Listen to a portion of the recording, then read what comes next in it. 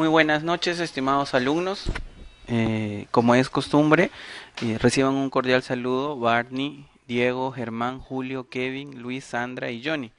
Vamos a iniciar con la segunda sesión de nuestro programa.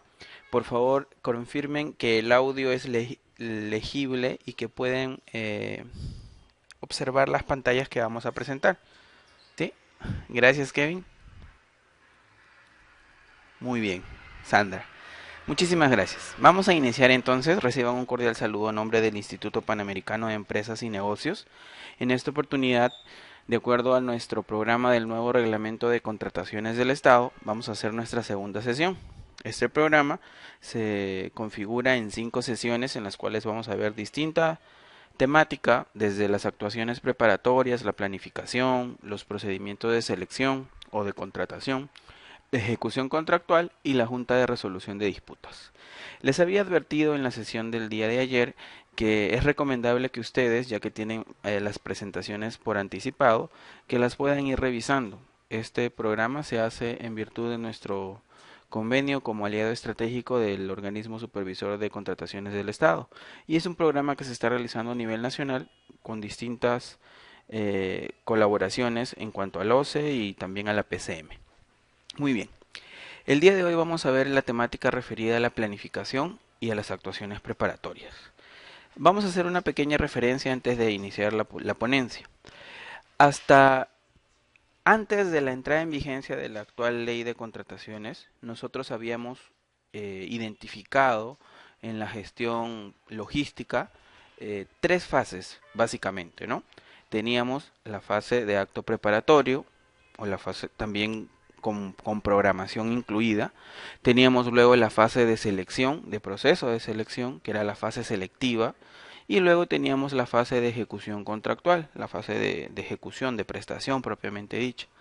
Con esta implementación de la nueva norma, pareciera, ojo, pareciera que se está incorporando una etapa previa a estas 3, que sería la planificación. Pero en realidad quiero aclararles que no es que se esté incorporando una nueva etapa. La planificación como tal no es una etapa diferenciada dentro de la compra estatal, sino que ahora se está articulando la compra pública, es decir, el Sistema Nacional de Abastecimiento, que uno de sus procesos es la compra pública, se está articulando con otro sistema administrativo que es el de planificación y presupuesto. ¿Ya? Es por ello que vamos a notarla como una fase que antecede a la compra estatal, porque va desde el año anterior, como lo vamos a ver a lo largo de la presentación. Esto no quiere decir que sea una nueva etapa, sino simplemente que la articula con un proceso de planificación, de programación a nivel de presupuesto, a nivel de planificación estratégica y de metas también de una entidad pública. ¿Ok? Entonces, técnicamente seguimos teniendo 3 fases diferenciadas y hay un proceso especial que es la planificación estratégica que va a estar a lo largo de todos los sistemas administrativos dentro de una institución. ¿Ok? Muy bien. Empecemos. Planificación estratégica va a ser nuestro primer subtópico. Vamos a ver. Nosotros ya sabemos que cualquier entidad pública, para poder satisfacer sus necesidades, requiere eh, contratar servicios, adquirir bienes o ejecutar obras. Es decir, una vez que la entidad ha identificado cuáles van a ser sus metas, sus objetivos estratégicos y una vez que ha precisado qué instrumentos va a requerir para poder lograrlas, tiene que formular sus requerimientos. Estos requerimientos en realidad se realizan en el marco de la planificación, ¿no? Y de la presupuestación. De la mano con el presupuesto, con la elaboración del presupuesto institucional, las distintas áreas de una entidad pública van incorporando, van señalando qué bienes, qué servicios o qué obras van a requerir para poder cumplir con sus metas, y esto tiene un correlato en el presupuesto público, ¿no? Que se le asigna a cada entidad. Por ejemplo, si yo soy una entidad asociada al tema del mercado laboral, en este caso no, si soy del sector trabajo, y una de mis metas pues es promover la creación de empleo temporal, que es un programa del Estado en realidad, yo tendré que incorporar recursos, dinero, que me ayuden a conseguir eso, ¿no? La creación de empleo no tecnificado en distintas regiones del país. Para ello formularé de repente pilotos de obras pequeñitas, ¿no? Que no requieran cuerpo ingenieril muy grande, que no requieran equipos muy grandes, pero por ejemplo que se necesiten personas para la remoción de escombros, de tierras, que son personal con calificaciones no tecnificadas, ¿no? Es en la buena medida de que yo identifique las metas y los objetivos, voy a poder asignar también a mis actividades, a mis productos, a mis resultados, los bienes y servicios que se van a requerir y las obras que se van a necesitar para poder lograr esta meta, este objetivo estratégico. Cuando he logrado como área, como entidad, consolidar todos los requerimientos que voy a necesitar en un año fiscal, en un año presupuestal, pues he logrado obtener un consolidado de las necesidades. Es decir, en términos logísticos, lo que requiere un área usuaria son necesidades. Las necesidades tienen que expresarse en un cuadro, ¿no? En un formulario, en un sistema, en un aplicativo. Independientemente del nivel de la entidad, tú debes formular tu cuadro de necesidades como área usuaria. Una vez que el área usuaria ha formulado su cuadro de necesidades, lo remite al órgano de apoyo que es administración. Administración, con logística a su cargo y presupuesto, consolidan todas las necesidades de las áreas de una entidad. Una vez que lo han consolidado, aparece el segundo documento técnico, que es el cuadro consolidado de necesidades. Este cuadro consolidado de necesidades, una vez que ha sido valorizado y gestionado a nivel presupuestal, da como resultado el proyecto de presupuesto institucional. Esto se aprueba, pasa una revisión de la formulación, va al Ministerio de Economía, el Ministerio de Economía te confirma cuáles van a ser tus montos, tus créditos presupuestales para el siguiente año y si son menos o si son más, queda a cargo de la entidad reajustar sus necesidades. Es decir, en esta segunda fase lo que hace es, si te dan más dinero, obviamente puedes ampliar tus metas o reasignar tus recursos para atender las necesidades. Y si te dan menos dinero, efectivamente lo que tienes que hacer es pues ajustar, de repente eliminar gastos innecesarios o simplemente reducir la atención o el impacto de tus metas. Una vez que se ha aprobado el presupuesto, también se aprueba un documento técnico que incluye todas las necesidades y todos los bienes, servicios u obras que se van a contratar, adquirir o ejecutar durante ese año fiscal. De la mano del presupuesto se aprueba también el Plan Anual de Contrataciones, cuyas siglas son PAC. Curiosamente, el PAC también tiene las mismas siglas que otro documento, que otro instrumento de gestión, que es casi su archirrival, su enemigo natural, el Plan Anual de Control, el PAC. En este caso, es elaborado por los órganos de control institucional, o las OSIS, y esquematizan todas las acciones de control y las auditorías de desempeño de cumplimiento que se van a realizar a lo largo de una entidad pública. No se puede confundir el PAC que realiza auditoría con el PAC que realiza logística. Muy bien. ¿Qué características tiene este documento del que estamos hablando que se llama PAC? Bueno, tiene características esenciales que permiten a todos los proveedores del Estado informarse sobre qué va a contratar la entidad. Del mismo modo, tiene finalidades asociadas a los principios de la compra pública. Recordemos que los principios los hemos visto ayer, ¿no? Son libertad de concurrencia, competencia, eficacia, transparencia, publicidad, entre otros.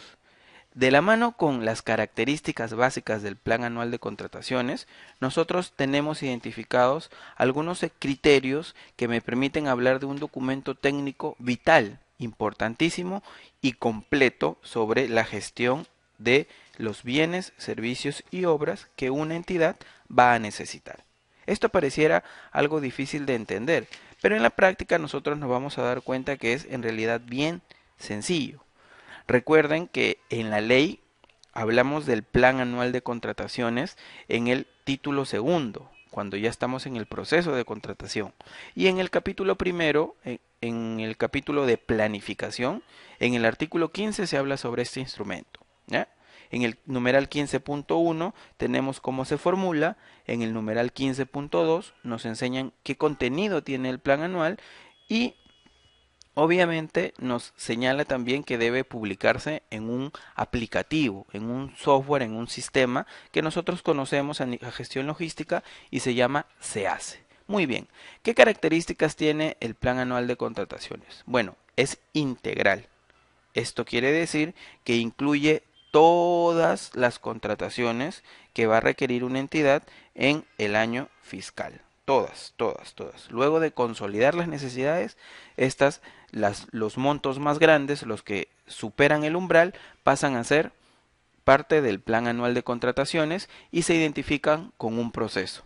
Podrá ser una adjudicación simplificada, una selección de consultores individuales, una subasta inversa electrónica, una licitación, un concurso, una comparación de precios, dependiendo de los montos, o una contratación directa, o identificaré si lo voy a comprar por los catálogos electrónicos de acuerdo marco. También tiene una característica el plan anual de contrataciones, que es público. Vale decir, no es privado, no está oculto. Se tiene que transmitir, se tiene que comunicar. ¿Y en dónde se realiza esta comunicación? Con este nuevo cambio de la ley se identifica que se tiene que publicar obviamente en el SEACE, en el sistema, y también debe estar en el área de logística que puede ser entregado a los proveedores o a los ciudadanos que quieran obtener el plan anual de contrataciones, obviamente haciendo el pago del costo de reproducción. Una recomendación básica es, en la resolución que aprueba el plan anual de contrataciones, tú tienes que identificar exactamente en qué domicilio se va a encontrar y el costo de reproducción también debe estar señalado allí, ¿no? Debes indicar que cualquier persona o cualquier proveedor que quiera acercarse a adquirir el plan anual de contrataciones lo podrá hacer pagando el costo de reproducción y en tal dirección, en tal domicilio. Si ustedes revisan las resoluciones que están en el sistema, en la web, en el internet, se van a dar cuenta que en el primer artículo de la parte resolutiva siempre se dictamina, ¿no? Apruébese el plan anual de contrataciones de la entidad tal para el año tal, que en formato anexo, adjunto, forma parte de la presente resolución. Y en el artículo segundo de ese acto resolutivo se señala, ¿no? Disponer a la oficina de logística que publique en el portal web y también en el piso 2 del área de logística de la unidad de administración de tal ministerio o de tal entidad, ¿no? Y el siguiente artículo habla sobre disponer que la oficina de tecnologías de la información o el responsable del portal de transparencia publique esa resolución en el portal web. Más o menos esa es la estructura de la resolución. Y un tercer criterio del plan anual de contrataciones es que es formal. A diferencia de otras decisiones, de otros documentos, el plan anual de contrataciones tiene una formalidad, tiene un procedimiento especial para poder ser aprobado, ¿no? Sabemos que tiene un periodo específico, luego de aprobado el PIA, tú tienes un plazo específico para aprobar tu plan anual de contrataciones y otro plazo específico una vez aprobado para publicarlo en el sistema. No lo puedes hacer de otra manera, está tipificado así dentro del reglamento, dentro de la ley de contrataciones, y si tienes instrumentos de gestión de menor jerarquía como directivas o manuales de procedimiento, estos también deben recoger lo que dice la norma y lo que dice el reglamento y la directiva, porque también existe una directiva sobre la aprobación, registro, publicación, contenido, modificación del plan anual de contrataciones. Estamos hablando de la Directiva 3/2016. Como nosotros sabemos, con el ingreso de este nuevo reglamento y de esta nueva ley, obviamente el organismo supervisor de las contrataciones del Estado tuvo que elaborar también nuevos instrumentos, directivas y procedimientos específicos. En realidad ya ha sacado más de 17, 18 directivas que están asociadas a todos los procedimientos nuevos, las bases estandarizadas, las solicitudes de expresión de interés, cómo va a ser la nueva gestión de las constancias de estar suspendido o inhabilitado para contratar con el Estado. Y las finalidades de este plan anual de contrataciones son programar todas las necesidades de la entidad, difundir al público, al mercado, a las empresas, a los proveedores, difundir, hacer pública esta información, difundir las contrataciones que se van a requerir.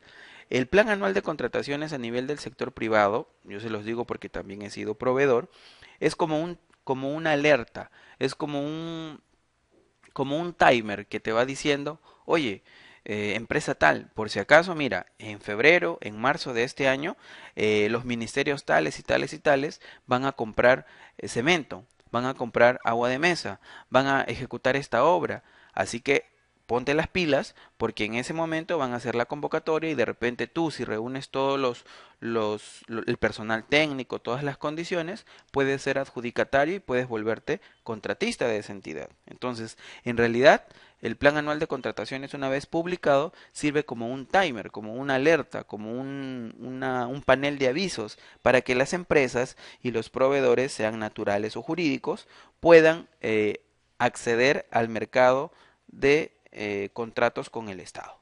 Y finalmente, una de las finalidades, valga la redundancia, es evaluar, ¿no? Es evaluar la gestión logística, evaluar la gestión del aprovisionamiento y verificar que se realicen eh, y que se gaste adecuadamente los recursos públicos.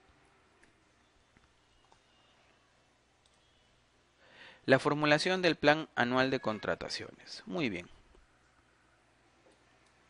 A ver, nosotros ya hemos identificado que a nivel del plan anual de contrataciones hay procedimientos técnicos que en buena medida son especiales, ¿no? Por ejemplo, su formulación, su aprobación, su modificación, su evaluación, su revisión, la supervisión y demás.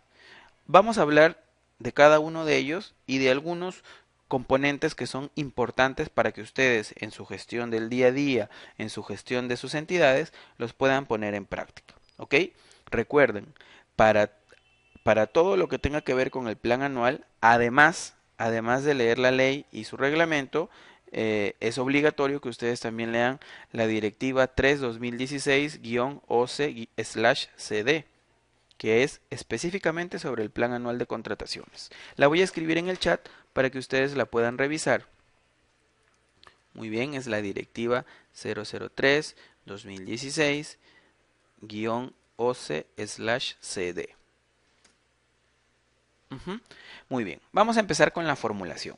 Ya sabemos que las áreas usuarias, cuando empieza la formulación del presupuesto, remiten su cuadro de necesidades a presupuesto y a logística, ¿cierto? Es lo común, a administración, y él lo deriva a estas dos áreas especializadas. Logística y presupuesto, ¿qué hacen? Empiezan a consolidar. ¿Qué es eso, profesor? Agrupan todas las necesidades que tienen la misma naturaleza. Por ejemplo, si informática ha dicho, yo para este año necesito 10 computadoras. Si catastro ha dicho, yo para este año para levantar la información geográfica y catastral necesito 50 computadoras. Si administración, en el marco de ser un sistema de apoyo, de colaborador de la gestión, dice, yo necesito actualizar todos los equipos informáticos de mis especialistas porque debemos estar a la vanguardia, ya hay muchos aplicativos, etcétera, etcétera. Necesito 20 computadoras. Pues lo que hace logística una vez que ve los requerimientos es los agrupa, los consolida. 10 más 50 más 20 dan 80. Entonces, para ese año en particular, si solo fueran esas áreas usuarias, esa entidad necesitaría 80 equipos informáticos de tales y tales tipos con tales y tales condiciones. Una vez que logística lo ha consolidado, obviamente va a ser un trabajo técnico para valorizarlo. Tiene varias alternativas. La primera es revisar su presupuesto histórico de repente y aplicando una fórmula de reajuste si cabe el caso o un índice de actualización contable, puede poner un nuevo precio para esos equipos.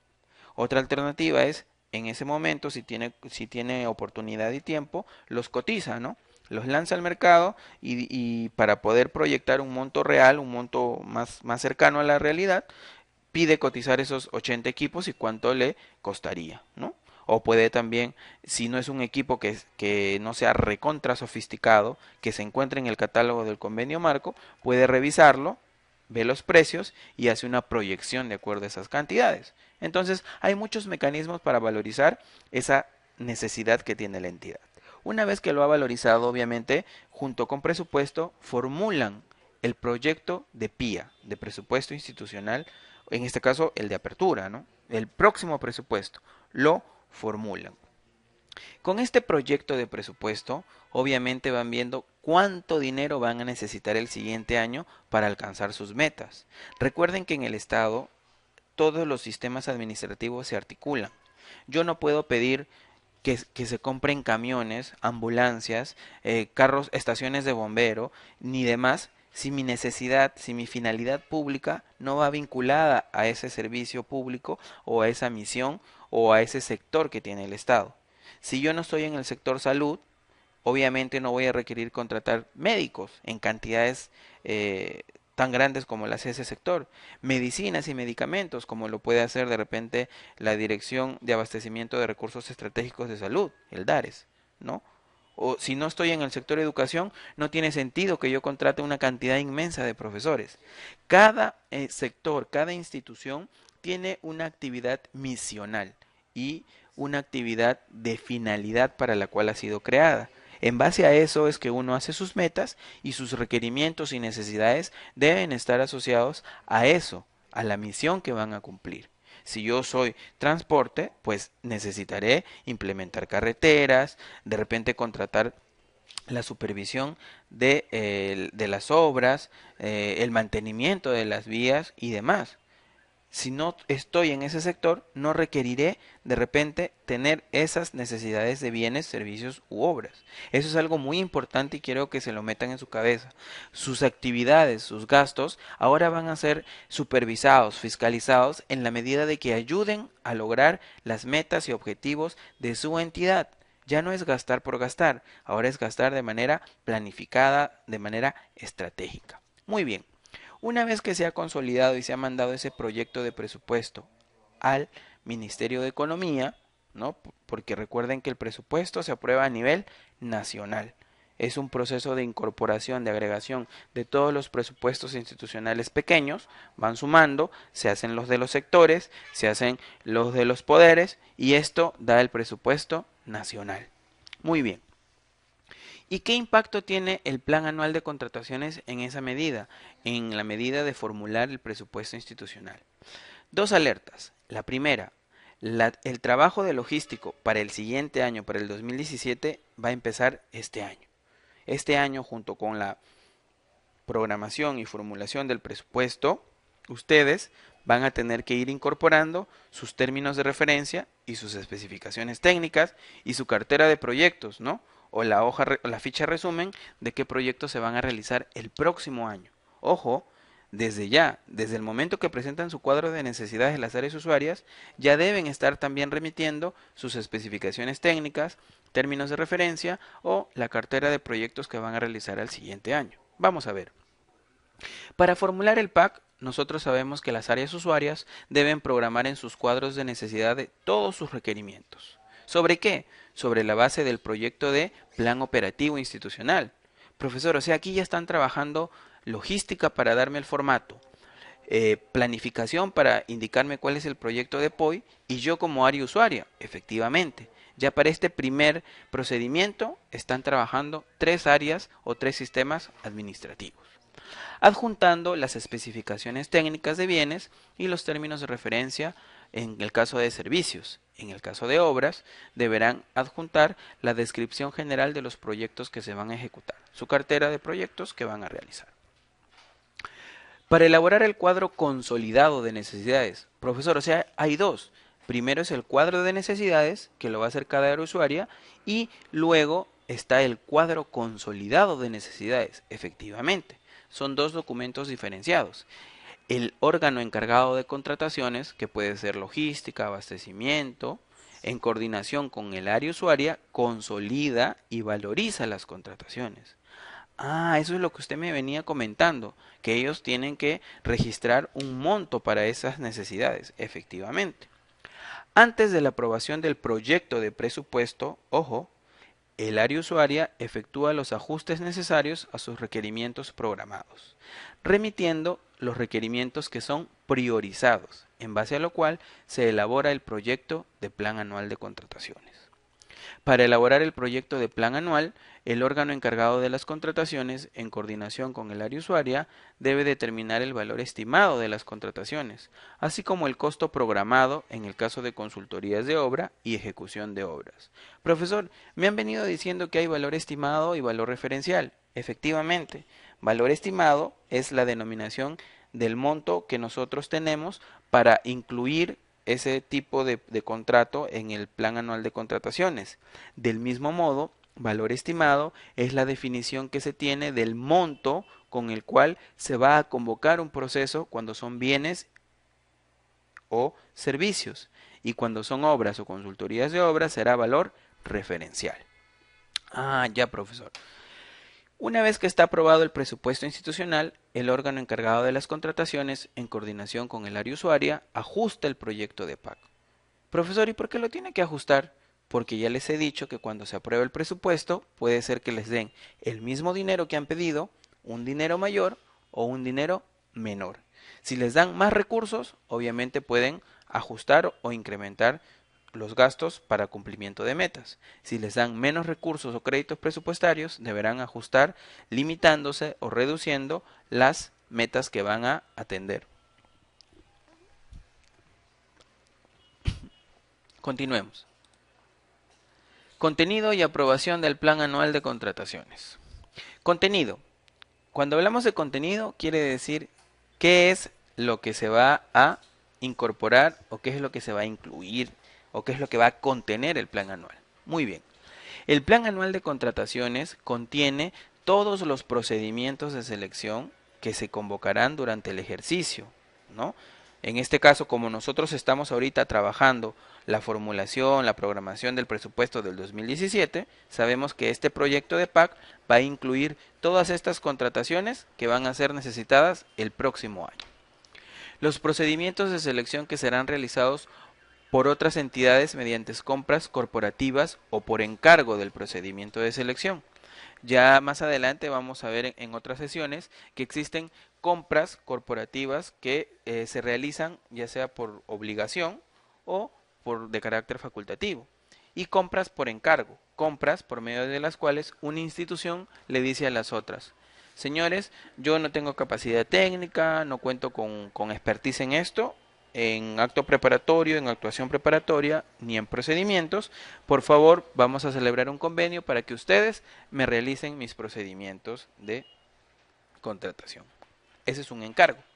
¿Qué más incluye el plan anual de contrataciones? Los procedimientos de selección que no fueron convocados el año anterior, aquellos que hayan sido declarados desiertos y aquellos que fueron declarados nulos de oficio por defectos o vicios en los actos preparatorios, siempre que persista la necesidad y que se cuente con el presupuesto respectivo.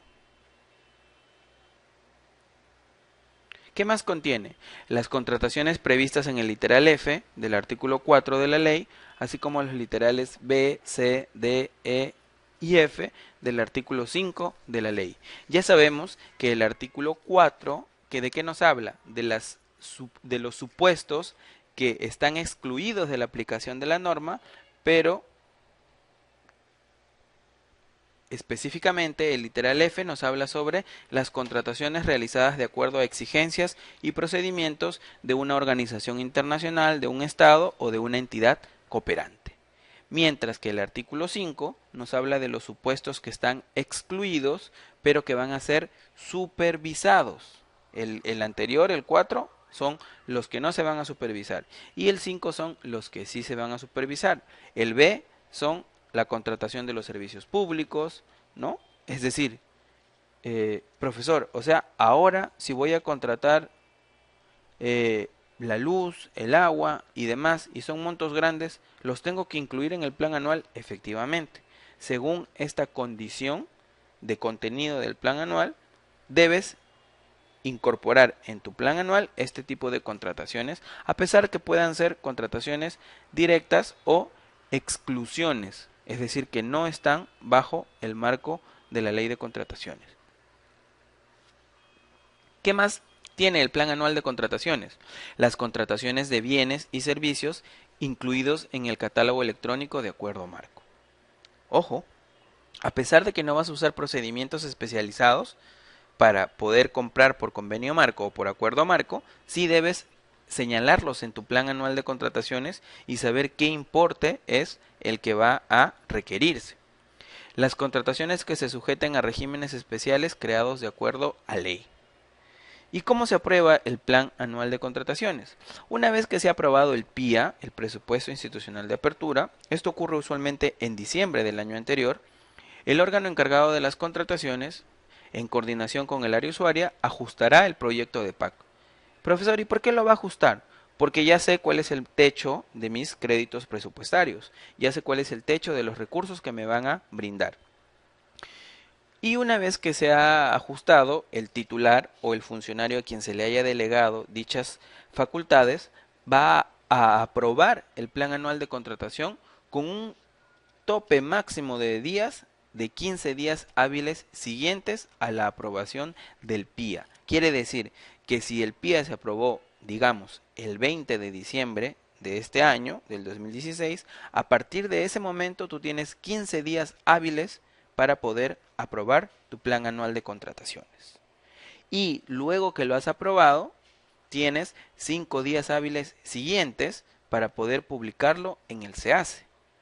Profesor, ¿y por qué se han dado estas fechas y estos plazos? En realidad se han dado porque ustedes saben que cada sistema administrativo tiene sus componentes, tiene sus procedimientos. A veces, desde que una resolución se aprueba o se firma, hasta que llegue al beneficiario, al destinatario o a la persona que lo debe publicar, pasan algunos días. Es por ello que se ha tomado diligentemente unos plazos que no son ni muy extremos, ni muy grandes, ni tampoco muy reducidos. Muy bien. Aquí, por favor, presten mucha atención porque aquí tenemos más o menos el resumen de todo lo que hemos venido hablando, ¿no? Para que ustedes vayan dándose cuenta que para el próximo año, para la gestión del plan anual de contrataciones, hay bastante chamba. Y hay chamba que va a empezar a mitad de este año. En junio, en julio, ya hay chamba que van a tener que realizar. Veamos. Nuestro primer momento va a ser marcado por el proyecto de presupuesto, es decir, por las primeras etapas del proceso presupuestario. Primero, ¿quién define el requerimiento y elabora su cuadro de necesidades? El área usuaria. Pero el formato de cuadro de necesidades, ¿quién lo hace? Logística. Muy bien. Conforme formulen su cuadro de necesidades, cuando lo manden a administración, ya deben estar adjuntando, ¿qué cosa? Especificaciones técnicas, términos de referencia y la descripción de los proyectos que se van a ejecutar o se van a convocar. Muy bien. Una vez que se ha remitido eso, logística y presupuesto, consolidan y valorizan el cuadro de necesidades. Es decir, ahora va a salir el ajuste de los requerimientos y como producto se va a obtener el cuadro consolidado de las necesidades, según obviamente el proyecto de presupuesto que más o menos esté trabajando. Y conforme ya se tenga el proyecto de presupuesto, también se debe tener el proyecto de plan anual de contrataciones. Ese es nuestro primer momento, planificación pura y planificación vinculada a los sistemas administrativos. Allí entrará de repente planificación, presupuesto, racionalización, si es que tiene alguna competencia, logística, ¿no? Almacenes también para ir viendo los stocks y los usos y salidas de cada tipo de bien o de suministro. Muy bien. Acabado el primer momento, viene un umbral, un espacio de tiempo, que en realidad no lo maneja la entidad. Desde que la entidad manda al MEF su proyecto de presupuesto hasta que éste se devuelve, pasa todo un procedimiento a nivel nacional. El MEF consolida todos los presupuestos pasan a ser debatidos en el Congreso Nacional, son aprobados y luego son comunicados a cada una de las instituciones. Una vez que se ha aprobado y que se está comunicando a la entidad, viene nuestro segundo momento, que es desde la aprobación del presupuesto institucional de apertura. Profesor, ¿por qué me está hablando a cada rato de presupuesto institucional de apertura, de apertura? Porque en estricto nosotros tenemos dos tipos de presupuesto. El presupuesto institucional de apertura es aquel presupuesto con el que una entidad empieza su año. Imaginemos que son 100 millones. Muy bien. A lo largo del año del ejercicio presupuestal pueden haber incrementos de presupuesto o decrementos, es decir, te pueden dar dinero o te pueden quitar dinero. Imaginemos que la entidad se divide en dos instituciones más pequeñas, pues te van a quitar presupuesto para poder darle vida a la otra entidad. Imaginemos que por un tema estratégico del Estado, tu sector o tu entidad va a ejecutar muchos proyectos de inversión ese año, pues entonces, como se van a incrementar, te van a aumentar tu presupuesto. Este aumento o decremento de presupuesto nos da una segunda condición, un nuevo presupuesto, que ya no va a ser el presupuesto institucional de apertura, que sería el PIA, sino va a ser el presupuesto institucional modificado, el PIM con M. Por eso es que hablamos de estos dos tipos diferentes de presupuesto. Una vez que te han aprobado tu PIA, el inicial, el de apertura, y que has ajustado tu proyecto de PAC, tienes 15 días hábiles para poder aprobar tu plan anual de contrataciones, con las formalidades del caso, ¿no? Como lo señala la norma, con el formato de aprobación del plan anual, con un acto resolutivo, ¿no? Identificando dónde va a estar publicado el plan anual, a qué costo se va a poder adquirir o reproducir y quién es el responsable de su supervisión y demás, si cabe el caso, en esa resolución. Muy bien, ese es el segundo momento. Y una vez que lo has aprobado, tienes que difundirlo, sacarlo al público.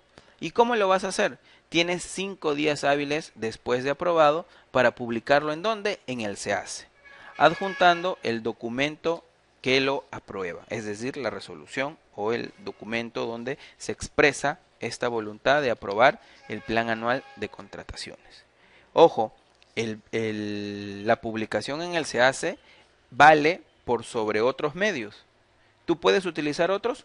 Sí puedes utilizar otros. Si tú tienes los recursos y lo quieres publicar en el peruano, lo publicas en el peruano, pagas tu publicación. Si tú, si tú de repente lo quieres publicitar en otros periódicos, lo publicitas en otros periódicos. Pero el válido, el instrumento de verificación, el mecanismo, la herramienta oficial es la publicación en el sistema. Así que tengan mucho cuidado.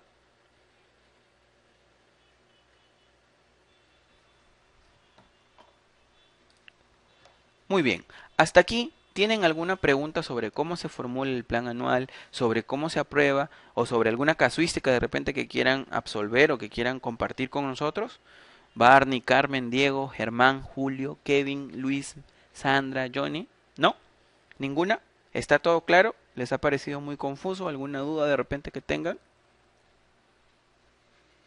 Muy bien, gracias Kevin por la respuesta. Muy bien, entonces ya hemos visto que hay un procedimiento para formular, hay un procedimiento para aprobar.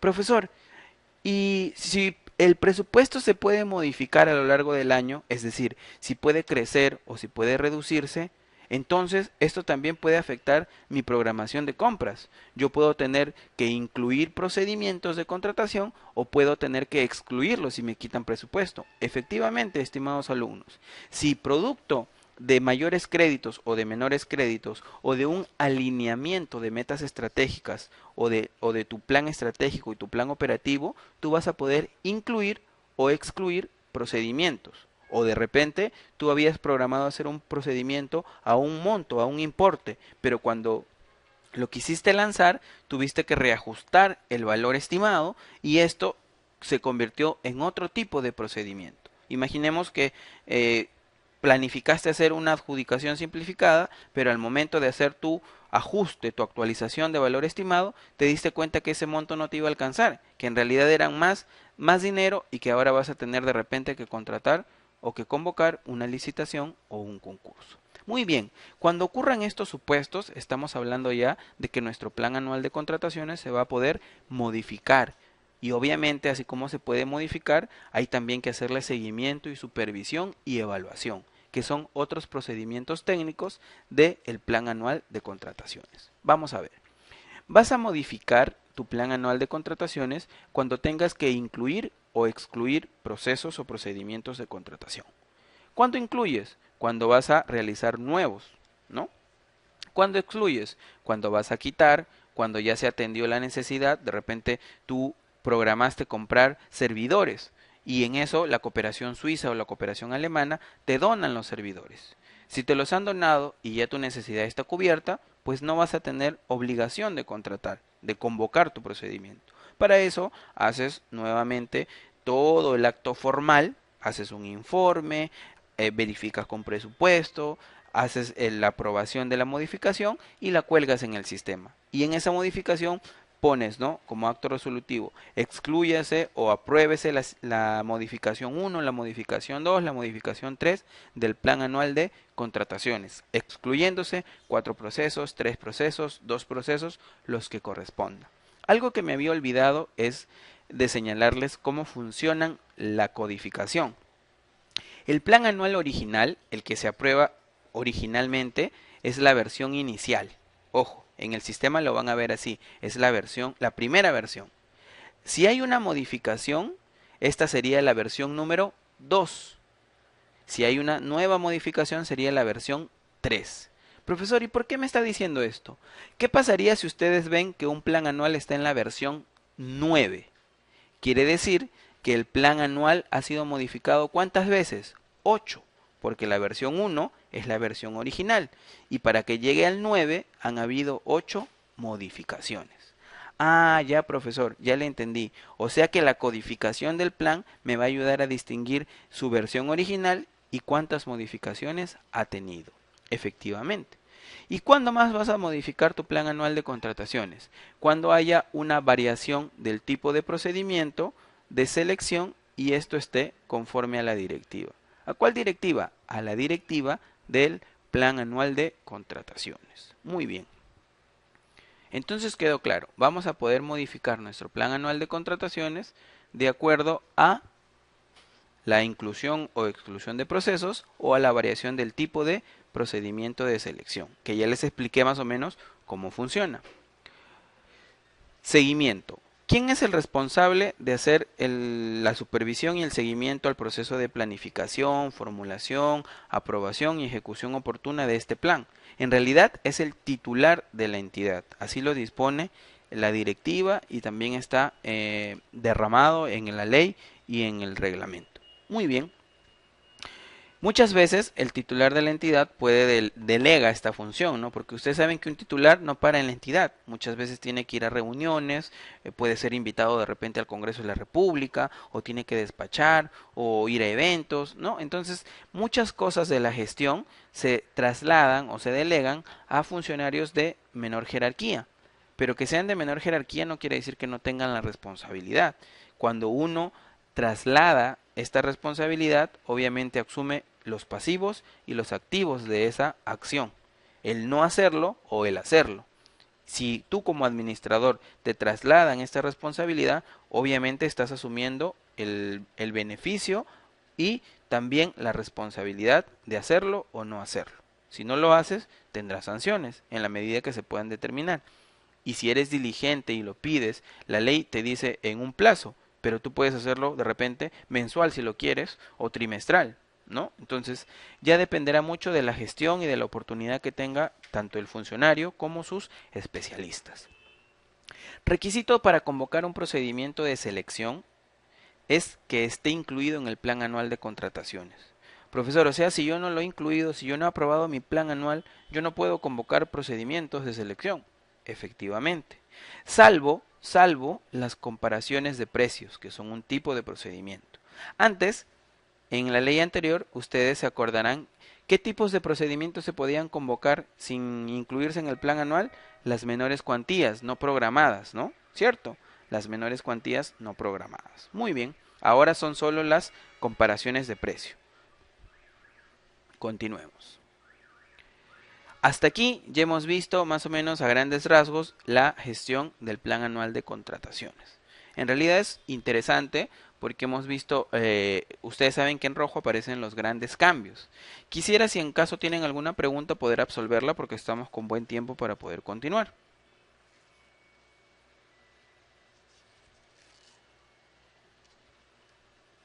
¿Ninguna?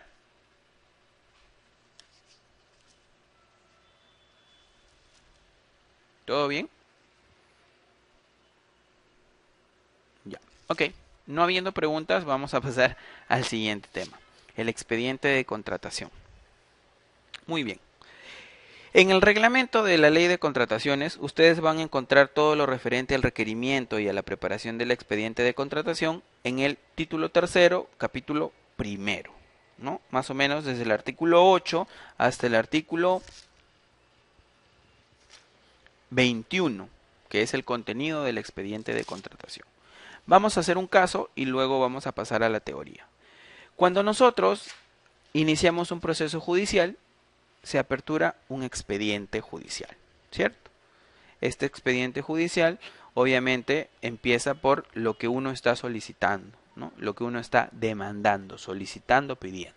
Muy bien, este expediente se archiva, se va foliando y se le van incorporando todas las cosas dependiendo del tipo de demanda que es, los descargos que hace la otra parte, la investigación, la verificación y demás, hasta llegar a la sentencia, ¿no? Si ésta se apela, obviamente la apelación, y se cierra el caso cuando administrativamente y judicialmente ya no hay otra posibilidad de impugnar, de volver a tratar de interpretar ese problema. En el caso de la contratación pública, que no es judicial, es derecho administrativo, en el caso de la contratación pública, el expediente del que estamos hablando es un expediente de contratación. Es un expediente que da cuenta sobre todas las actuaciones que han realizado los actores, los órganos involucrados y sobre todos los documentos que dan luces sobre cómo se ha adquirido hasta cómo se ha pagado y cómo se ha finalizado un contrato. Muy bien, este expediente puede ser muy voluminoso como que puede ser muy pequeño. Por ejemplo, el de las compras sin proceso, el de las adjudicaciones sin proceso, son pequeños, ¿no? Tenemos un requerimiento que puede venir en un informe, en un memo, en un formato de requerimiento. De repente en el SIGA puedo incluirlo como una necesidad. Este llega a logística, ¿no? Logística junto con planificación y presupuesto verifican que esa necesidad, que ese requerimiento esté priorizado o esté incluido en su plan operativo, que atienda alguna meta de la entidad y de acuerdo a eso se autoriza. Una vez que se autoriza la atención de ese pedido, de ese requerimiento, se cotiza. Logística lo cotiza en el mercado y ve si hay personas que pueden atenderlo o no. Si encuentra quienes lo puedan atender, obviamente los va seleccionando y hace unos cuadros comparativos, ¿no? Elige la mejor o propuesta u oferta y de acuerdo a eso remite a presupuesto el importe que se va a necesitar para perfeccionar esa contratación o esa adquisición. Una vez que el presupuesto le ha respondido diciéndole si hay créditos y esta es tu disponibilidad o tu certificación presupuestal, se procede a perfeccionar esta relación, ¿no? Esta relación contractual. Si es una adjudicación sin proceso, estará dentro del marco del derecho administrativo y del Código Civil. Si es una compra más grande que incluye un procedimiento de contratación, estará en el marco de la ley de contrataciones, su reglamento, el derecho administrativo y supletoriamente también el Código Civil. Muy bien, una vez que se ha formalizado el contrato, la orden de servicio o la orden de compra, el proveedor está obligado a cumplir sus obligaciones. Una vez que las ha cumplido, interna el producto, termina el de prestar el servicio o de ejecutar la obra. Y esto tiene que pasar a darse una conformidad. Con la conformidad, obviamente, también debe adjuntarse el comprobante de pago, por medio del cual logística y control previo verifican que el proveedor haya puesto el importe correcto, que haya cumplido, que no tenga penalidades y luego de la autorización respectiva pasa a que se le pague. Todas esas actuaciones que les he venido contando están siempre en documento. El requerimiento está en un informe, en un memo, en un pedido, en un formato. Las cotizaciones están impresas. La certificación de crédito presupuestario está impresa del sistema, ya sea del SIGA o ya sea del CIAF. Del mismo modo, la orden está hecha mediante el formato que corresponda. Hay un informe de conformidad. Y todo lo demás también tiene hasta llegar al comprobante de pago que hace la unidad de tesorería. Muy bien, en un expediente de contratación de una compra grande ocurre lo mismo, solamente que las etapas son más grandes y diferenciadas. Va a haber un requerimiento, va a haber una verificación de las metas, ¿no?, de la programación, va a haber su alineamiento, su inclusión en el plan anual de contrataciones, van a haber cotizaciones, van a haber la aprobación de un expediente de contratación, porque hay una formalidad que se requiere, va a haber una convocatoria cuando corresponda, ¿no? Va a haber una invitación a los consultores cuando corresponda, va a haber un procedimiento de subasta cuando corresponda, o va a haber una contratación directa cuando corresponda. Van a seleccionar a un proveedor, este proveedor se volverá contratista, cumplirá con su prestación, se formalizará un contrato, se incluirán los documentos, se prestará el servicio, se adquirirá el bien o se ejecutará la obra y pasará al procedimiento de pago. Adicionalmente, si hay una controversia en un contrato grande, pues también se deberán incluir las actas de conciliación o las actas del arbitraje, sea este ad hoc o sea institucional. O si ahora se ha aplicado la Junta de Resolución de Disputas, también deberán actuar allí, incluirse los documentos de esta etapa o de esta controversia. Y una vez que se haya terminado el pago, se procederá a cerrar el expediente de contratación. Todo esto que les he contado tiene un correlato administrativo, un correlato documental, y es lo que nosotros conocemos como expediente de contrataciones. Muy bien, vamos a continuar. El expediente de contratación es el conjunto de documentos en el que aparecen todas las actuaciones referidas a una determinada contratación, desde el requerimiento del área usuaria hasta el cumplimiento total de las obligaciones que se deriven de un contrato, incluidas las incidencias del recurso de apelación y los medios de solución de controversias de la ejecución contractual, lo que les venía hablando. El órgano encargado de las contrataciones es responsable de llevar el expediente y debe ordenar, archivar y preservar la documentación que respalda las actuaciones realizadas. Obviamente, aquí miren, ya se le está estableciendo la responsabilidad a quién, al órgano encargado de las contrataciones, ¿no? Él es el que debe llevar el expediente. Las demás dependencias de la entidad deben facilitar copia de sus actuaciones relevantes para mantener el expediente completo, como comprobantes de pago, resultados de los mecanismos de solución de controversias, entre otros. Profesor, ¿y cómo funciona esto? A ver, ¿quién tiene la custodia de los comprobantes de pago? Tesorería, ¿cierto? ¿Quién tiene la custodia de los devengados y demás? O de las facturas y de lo que fuera, de los comprobantes de SUNAT. Contabilidad. Si se inicia un proceso de solución de controversias, el titular de la entidad usualmente acredita a quién va a ser la parte que representa a la entidad. Puede ser la oficina de asesoría legal, puede ser logística o administración, pues son ellos los que van a tener esos documentos, ¿no? Su acreditación, su participación en la solución de la controversia, en la conciliación, en el arbitraje. Por eso es que en el caso del comité especial, o en este caso ya no se llama comité especial, ahora se llama comité de selección. Ellos son los que tienen las actas, las copias de las actas del procedimiento de contratación. Entonces, ellos deberán, por lo general, hacer las copias necesarias para incluirlas en el expediente y en el libro de actas. Una recomendación, porque también he tenido oportunidad de ser miembro del comité, es que siempre se saquen 3 copias de los documentos más importantes que van en una compra estatal.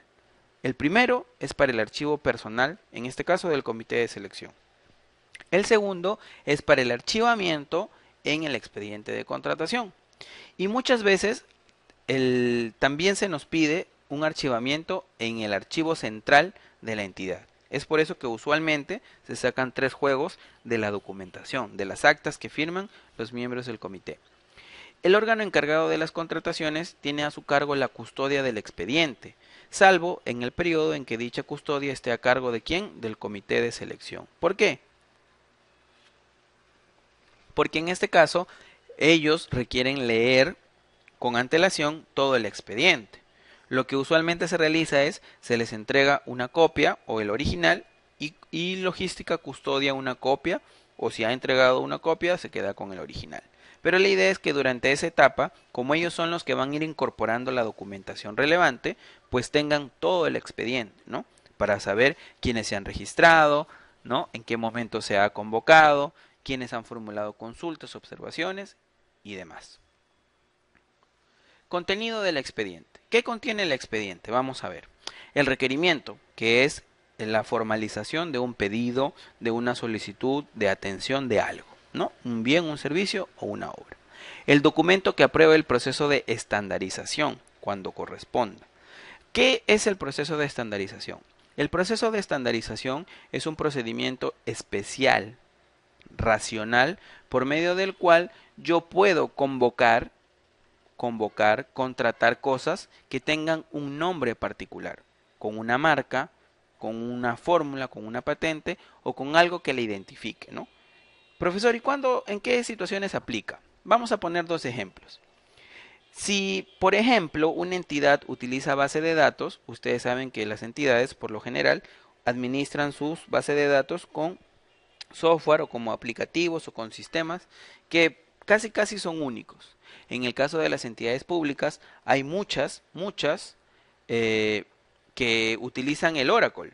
Y el Oracle, básicamente, es un software especializado que no tiene competencia. Si ya lo adquiriste, si ya lo utilizas, no puedes comprarle a otras personas el mantenimiento, la actualización de ese software. Tienes que continuar comprándoselo a la empresa. En este caso, si tú tienes que contratar la actualización de ese software, pues no lo vas a poder hacer con otra entidad. Primero, porque va a tener que ser ese mismo software.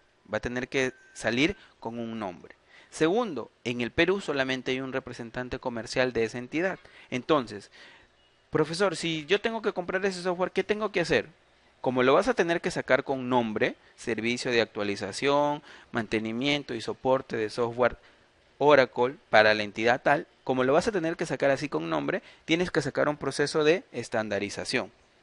¿Qué es lo que te permite en realidad identificar un nombre especial para una contratación? En el caso de que tengas de repente, no sé, se me ocurre de repente los toners y los suministros, ¿no? Ustedes saben que determinadas marcas trabajan con determinados suministros.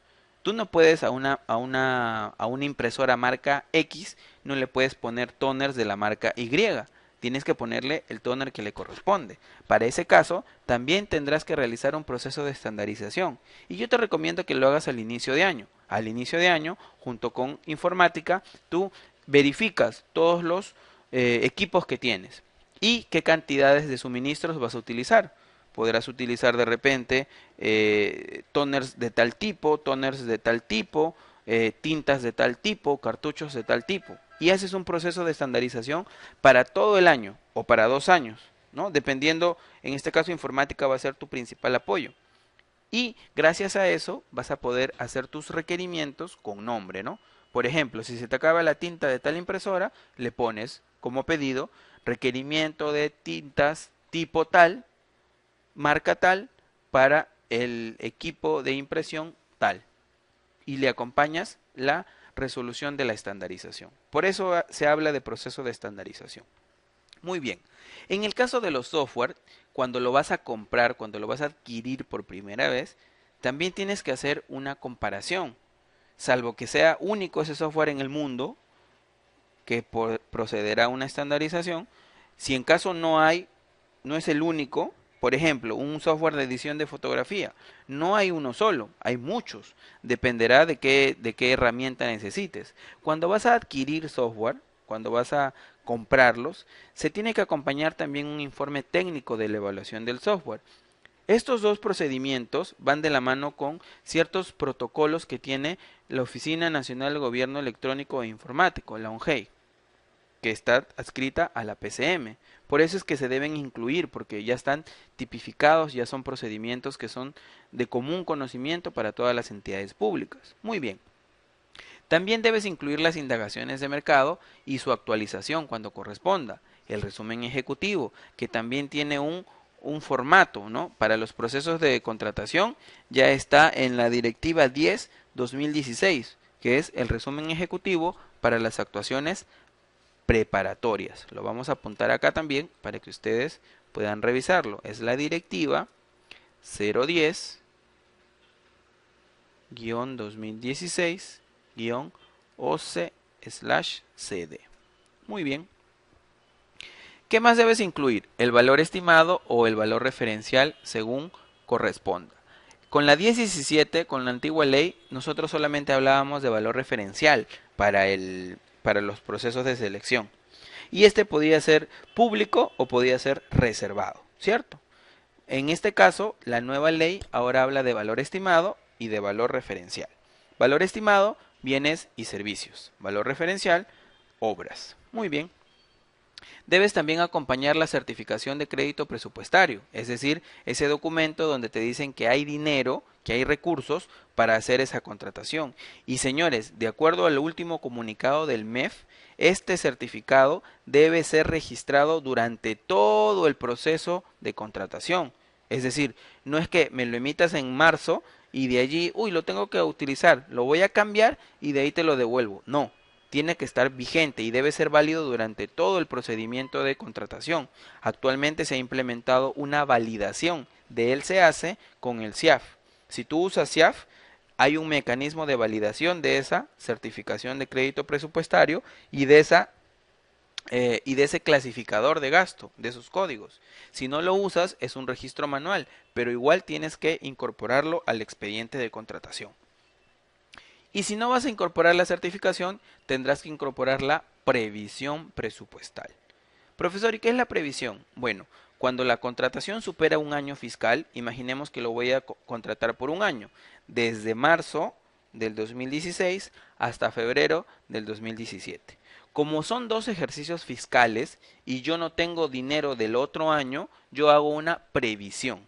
Es decir, provisiono dinero, programo dinero para que se gaste el próximo año. Y es un documento especial. A diferencia de la certificación que la firma solamente el responsable de presupuesto, la previsión tiene que estar firmada también por el gerente o el responsable de administración. ¿Por qué? Porque él es el que garantiza la programación de ese gasto para otro año. ¿Ok? Muy bien. ¿Qué más contiene el expediente? La opción de realizar la contratación por paquete, por lote o por tramo. Este es un análisis que lo hace logística junto con el área usuaria si requiere su apoyo.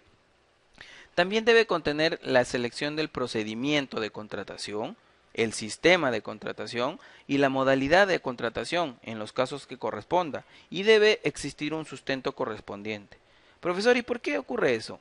Porque, por ejemplo, las entidades del sector salud, cuando adquieren equipos como tomógrafos, rayos X, ecógrafos y demás, usualmente no solo adquieren el equipo, sino necesitan que esté ya instalado y operativo.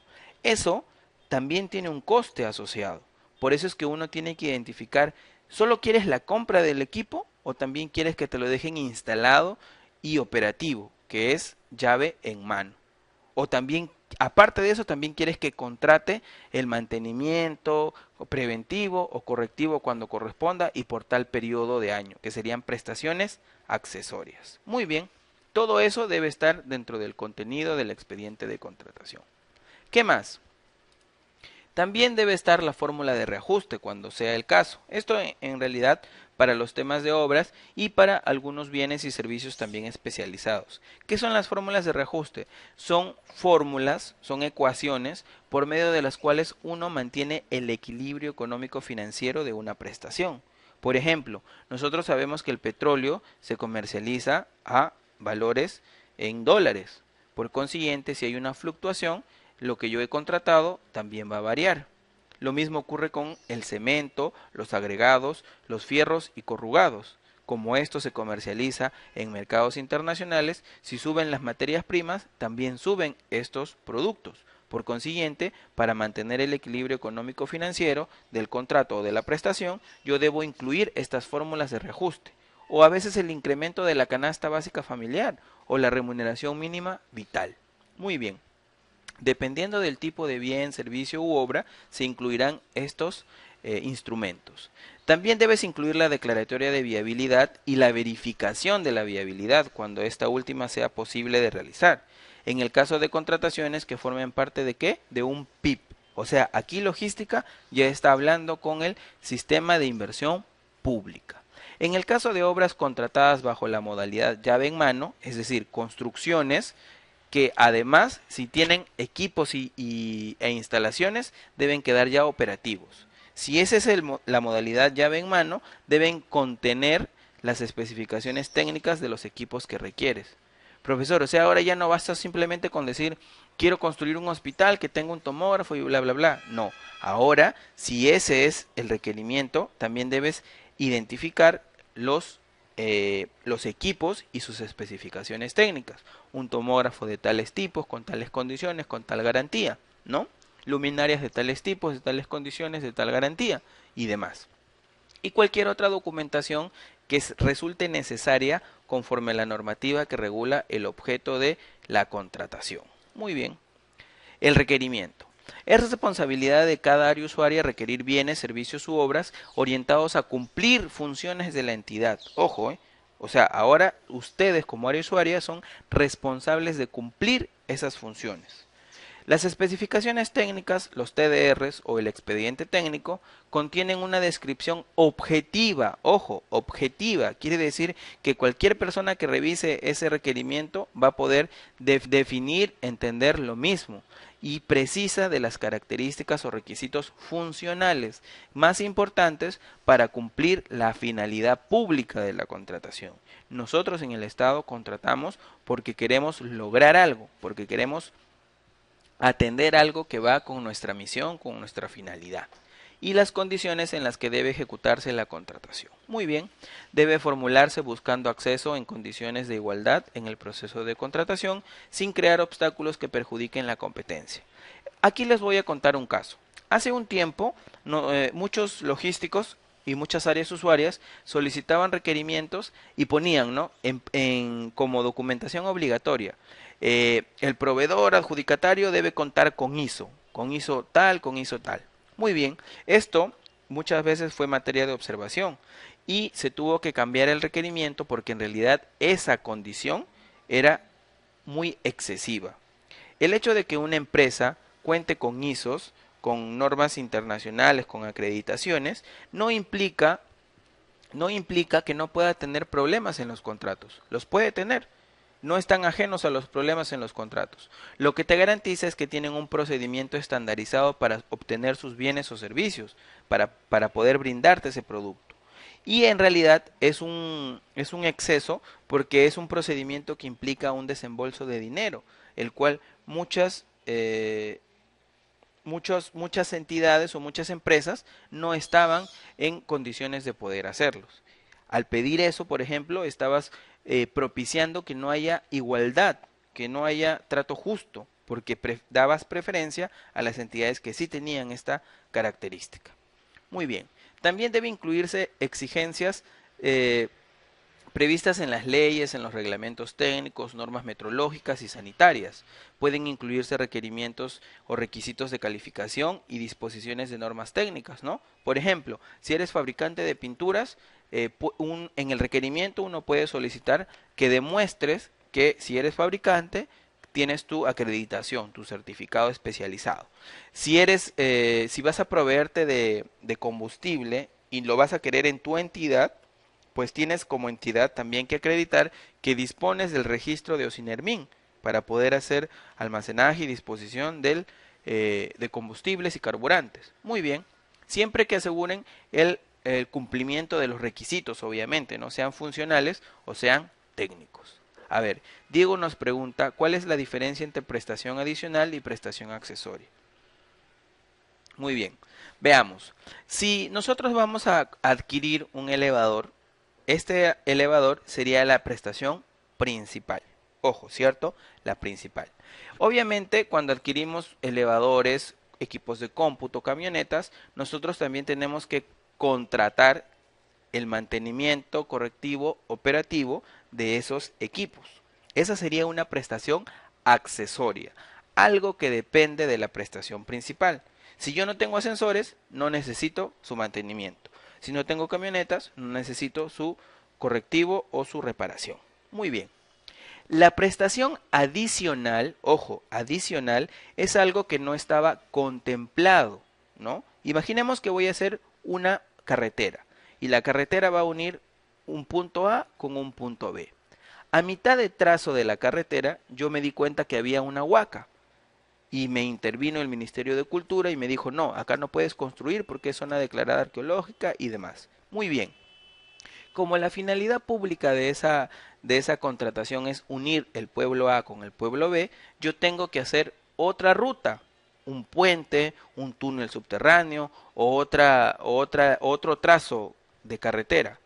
Como eso no estaba contemplado en la estructura, en el diseño original, eso va a ser una prestación adicional, algo que yo no había considerado, pero que es necesario para cumplir la finalidad de ese contrato.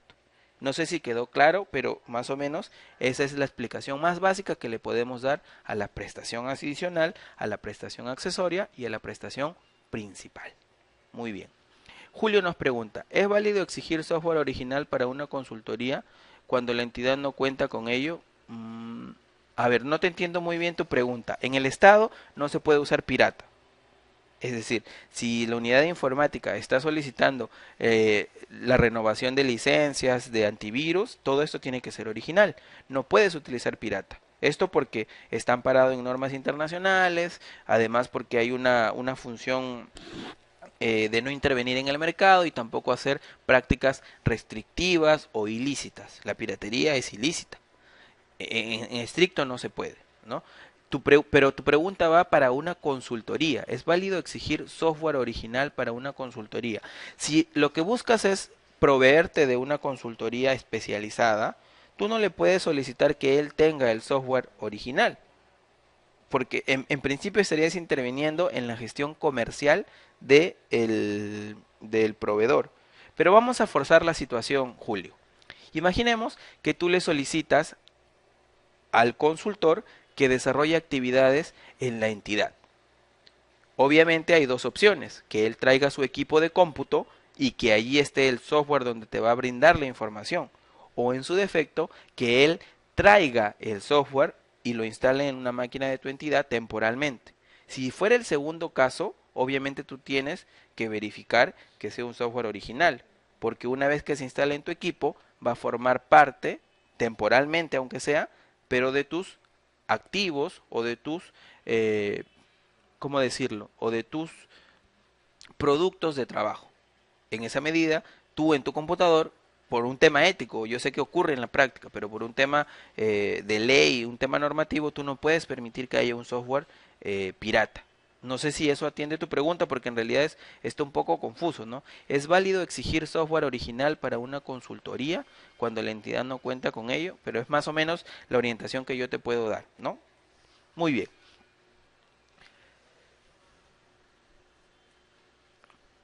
Restricción. Ya sabemos que no podemos hacer referencia a marcas, fabricaciones o procedencias, salvo que hayamos hecho ese procedimiento técnico que ya les expliqué que se llama estandarización.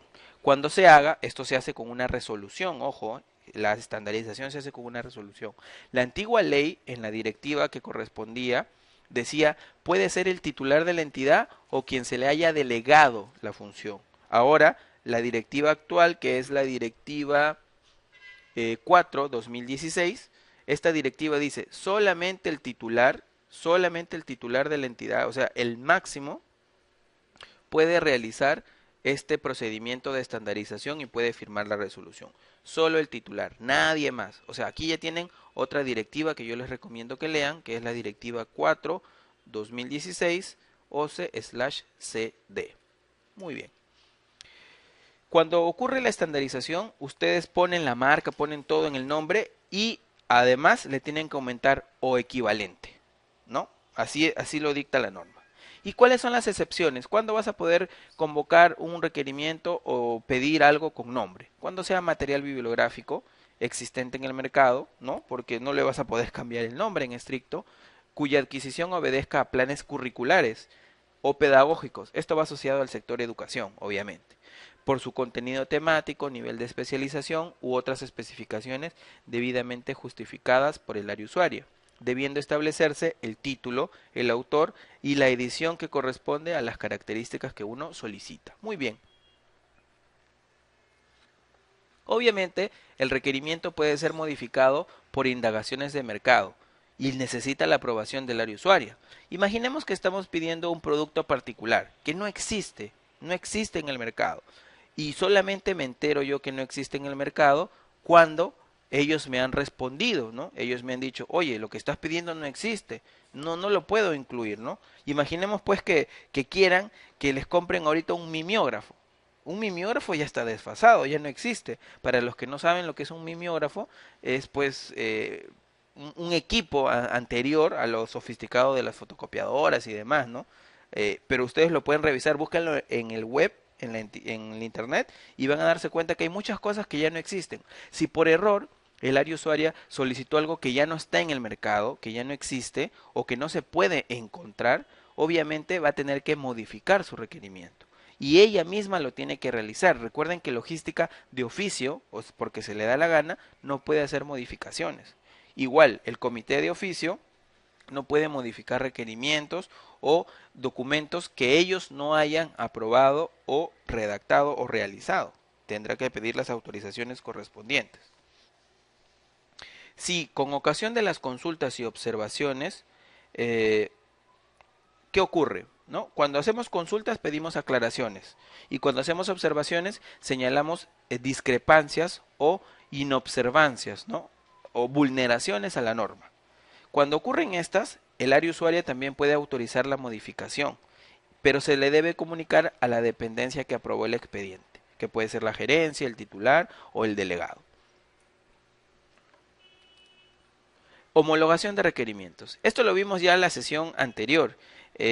Nosotros habíamos dicho que los sectores que tutelan grandes entidades y que tienen un cúmulo de entidades como puede ser educación, salud, pueden hacer una ficha especializada que se vuelve obligatoria. Imaginemos que una entidad necesita contratar mobiliario. Y son todas las UGELs del Perú las que necesitan el mobiliario. Bueno, por medio de este procedimiento técnico van a poder sacar una ficha y con esa ficha todas las entidades de ese sector tendrán que comprar bajo esas características. Eso se llama homologación. Va a ser exclusivo de entidades del Poder Ejecutivo que formulen política nacional o sectorial, ministerios, y que estén facultados a homologar las características técnicas. ¿Qué se prioriza? Lo que es de adquisición recurrente, de uso masivo o de bienes y servicios estratégicos para ese sector conforme a los lineamientos de esa nueva entidad que se ha creado, que se llama Perú Compras. ¿Mm? Y ya se creó, ya está con presupuesto analítico de personal aprobado y próximamente va a tener convocatorias ya de personal y demás, ya está instalado. Requiere también un informe del área especializada que verifique la necesidad y el sustento técnico o el informe del órgano encargado de contrataciones, donde se acredita que existen muchos postores, ¿no?, que pueden vender ese bien o ese servicio que ha sido homologado. Porque el hecho no es con la homologación lograr que solamente un proveedor lo pueda dar, no. El hecho es que puedan hacerse adquisiciones rápidas y que no se entrampen las especificaciones técnicas o los términos de referencia. ¿Qué más tenemos? El proyecto de ficha de homologación debe prepublicarse en la web de la entidad del Perú Compras y en el SEACE. 10 días hábiles a fin de recibir comentarios, recomendaciones y observaciones. Y la entidad en 10 días hábiles debe evaluar y, de ser el caso, modificar la ficha de homologación cuando haya alguna inconsistencia. Previo a la aprobación de la ficha, Perú Compras debe remitir opinión favorable en 15 días hábiles de presentada la información completa. Obviamente, la entidad del ministerio lo presenta, hace las correcciones y luego lo manda a Perú Compras. Perú Compras da su opinión favorable, algo así como los créditos suplementarios que aprueba el MEF, ¿no? A pesar de que son de la entidad tiene que mandarlos para que ellos hagan opinión favorable. La ficha de homologación se aprueba por resolución del titular de la entidad y se debe publicar en el peruano, en el periodo que esté establecido. La modificación y la exclusión de la ficha puede seguir el mismo procedimiento. Imaginemos que pasado el tiempo me doy cuenta que ese producto ya no cumple con las condiciones que yo necesito y tengo que hacerle cambios. Si le hago cambios, habrá una modificación a la ficha y si ya no lo voy a necesitar, tendré que excluir esa ficha. Para hacer la exclusión o la modificación, el procedimiento es el mismo. Hay un informe, hay verificación de mercado, hay una aprobación, hay opinión favorable, hay resolución y se publica en el peruano. Perú Compras publica en su portal institucional la relación de las fichas que están vigentes. La facultad del titular de la entidad de aprobar, modificar o excluir las fichas es indelegable. Ojo, indelegable. No se la puede dar a nadie más. O sea que los ministros, en este caso, porque son del sector gobierno nacional y son de política pública, son los que están como responsables de de estos procedimientos técnicos. Muy bien. Perú Compras lo va a publicar en su portal institucional y obviamente también la entidad. Y las fichas de homologación van a ser obligatorias desde el día siguiente de que se publiquen en el peruano. Muy bien. Julio pregunta, cuando el área usuaria efectúa exigencias exageradas para que los postores califiquen, ¿tienen que demostrar que sus exigencias son válidas? Efectivamente. Si tú, por ejemplo, para un acueducto o una obra de regadío, estás pidiendo un ingeniero que tenga 50 años de experiencia, pregunto yo, ¿será relevante, será concordante, proporcional y razonable tantos años de experiencia para una obra tan pequeña de repente, que no llega ni al millón o a los 2 millones de soles? Muy bien. Cuando tú pides que tenga estudios tan especializados para obras que no lo requieren, tampoco es válido. Entonces, logística, obviamente, tiene que verificar esto y lo hace en base a sus compras anteriores, a sus adquisiciones o contrataciones anteriores, ¿no? No tengan miedo en realizar la gestión adecuadamente, porque esto involucra gasto. Mientras más sofisticado sea el bien o el servicio, o mientras más preparado sea el consultor, o mientras más cantidad de inversión le pidas al ejecutor de obra, obviamente más te va a cobrar y te va a costar el requerimiento. Valor estimado y valor referencial. Ya les he dicho que el valor estimado es para bienes y servicios y el valor referencial para obras, para consultorías y para ejecución. En el caso del valor estimado, dicen que no va a ser público, es decir, no lo van a poder ver y no existirá valor estimado para los convenios marco o los acuerdos marco en realidad, ¿no? Porque ahora se llaman acuerdo marco. Bueno, les digo que dicen porque hay maneras donde ver el valor estimado. Muy bien, les voy a explicar, ya esto va a ser, pero no lo estén comentando por favor con sus compañeros, traten de trabajarlo como una estrategia para ustedes. El primer documento donde ustedes pueden saber el monto, el valor estimado, es en el plan anual de contrataciones. Cuando ustedes revisan el plan anual de contrataciones, ahí aparece el monto estimado de esa compra que van a realizar, de bienes o servicios. Profesor, pero eso no quiere decir que a ese monto lo van a sacar. Efectivamente, eso no quiere decir que a ese monto lo van a sacar porque de repente ha hecho ajustes a las indagaciones de precio o actualizaciones. Si ese fuera el caso, ustedes también tienen algunas opciones, ¿cierto? Si es un proceso de subasta, mediante las pujas se van a dar cuenta cuál era el valor estimado, ¿no? Y si no es un proceso de subasta y nadie se presenta, cuando se dé la declaratoria de desierto, van a tener que publicar obviamente el importe. Cuando se dé la acta de consultas u observaciones y no hayan consultas u observaciones, el sistema generará el acta y ahí también podrán verificar el valor estimado.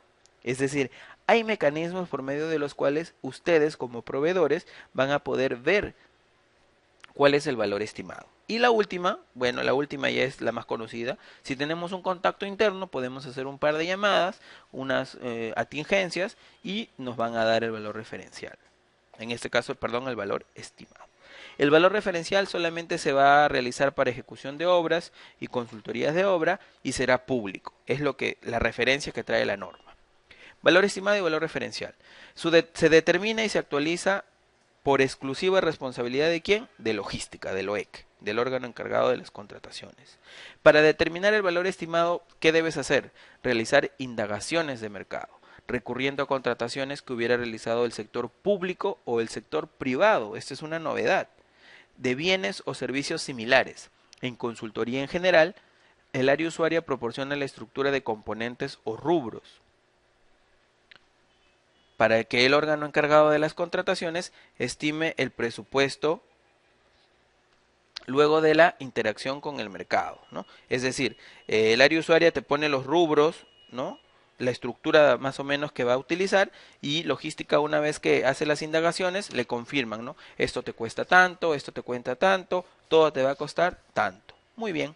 Se debe considerar todos los conceptos que sean aplicables conforme al mercado específico del bien o del servicio a contratar, debiendo maximizar el valor de los recursos públicos que se invierten. Señores, maximizar el valor de los recursos no quiere decir comprar a menor precio. Quiere decir que lo que compres va a tener las condiciones de oportunidad, de razonabilidad y, si quieren decirlo, también de calidad. Muchas veces comprar productos de poco precio no garantiza su durabilidad o no garantiza tampoco su especialidad. Por eso deben tener mucho cuidado. Recuerden que hay un viejo adagio que dice, a veces la cura es peor que la enfermedad, ¿no? A veces tenemos un equipo y en lugar de cambiarlo, lo estamos reparando y reparando y reparando. Y cuando hacemos el estudio, cuando vemos conscientemente cuánto hemos gastado, nos damos cuenta que en mantenimiento y en reparación hemos gastado lo mismo que en adquirir un bien o un producto nuevo. El valor estimado antes de la convocatoria se puede actualizar cuando la naturaleza del objeto contractual lo merite o cuando las condiciones de mercado varíen, ¿no? Por ejemplo, cuando es un producto, bien o servicio que está influenciado por el dólar, ustedes saben que el dólar es fluctuante. Y si no les han puesto fórmulas especializadas para ajustar, pues tendrán que actualizar su valor referencial. O cuando sea un producto descontinuado, también. Porque mientras más escaso sea, obviamente hay un costo mayor asociado.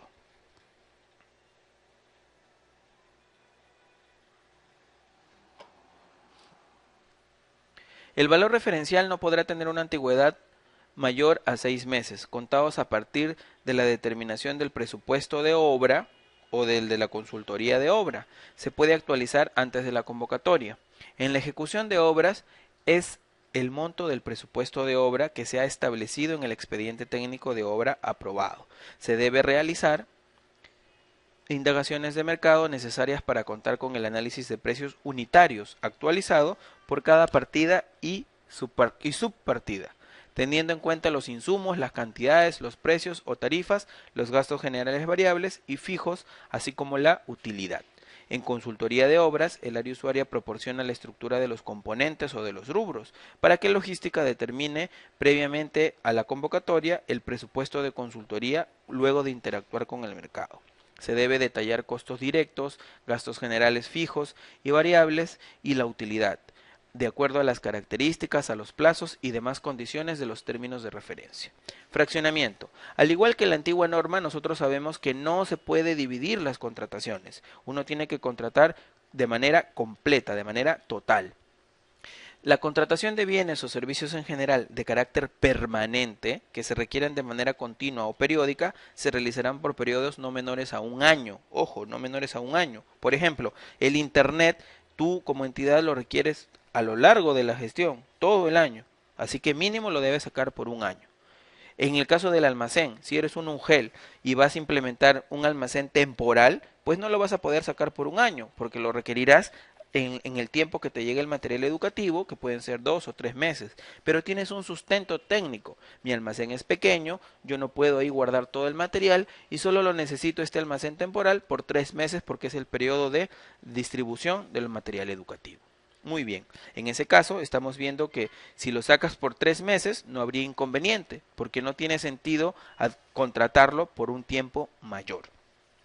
Son responsables por el incumplimiento de la prohibición de fraccionar el área usuaria, logística y otras dependencias cuya función esté relacionada con la correcta planificación de recursos, en el caso de los cuales se va a tener que hacer un deslinde de responsabilidad. Muchas veces logística era la que tenía la culpa cuando en realidad el área usuaria mandaba su pedido por partes, ¿no? Por partes. Te mandaba, oye, este mes quiero un poquito de agua, el otro mes también quiero otro poquito de agua. Y así iba avanzando el tiempo y gracias a la culpa del área usuaria, logística cometía los fraccionamientos. Ahora ya se ha tipificado quiénes pueden tener la responsabilidad y cómo se hace el deslinde de responsabilidades, ¿no? Como cuando uno comete una infracción administrativa. No se puede fraccionar la contratación para evitar el tipo de procedimiento de selección según la necesidad anual. Ese es el fraccionamiento clásico. No puedes dividir la contratación realizando 2 o más procedimientos de selección. Si el procedimiento es una licitación, tú no puedes hacer 2 adjudicaciones simplificadas. Ojo.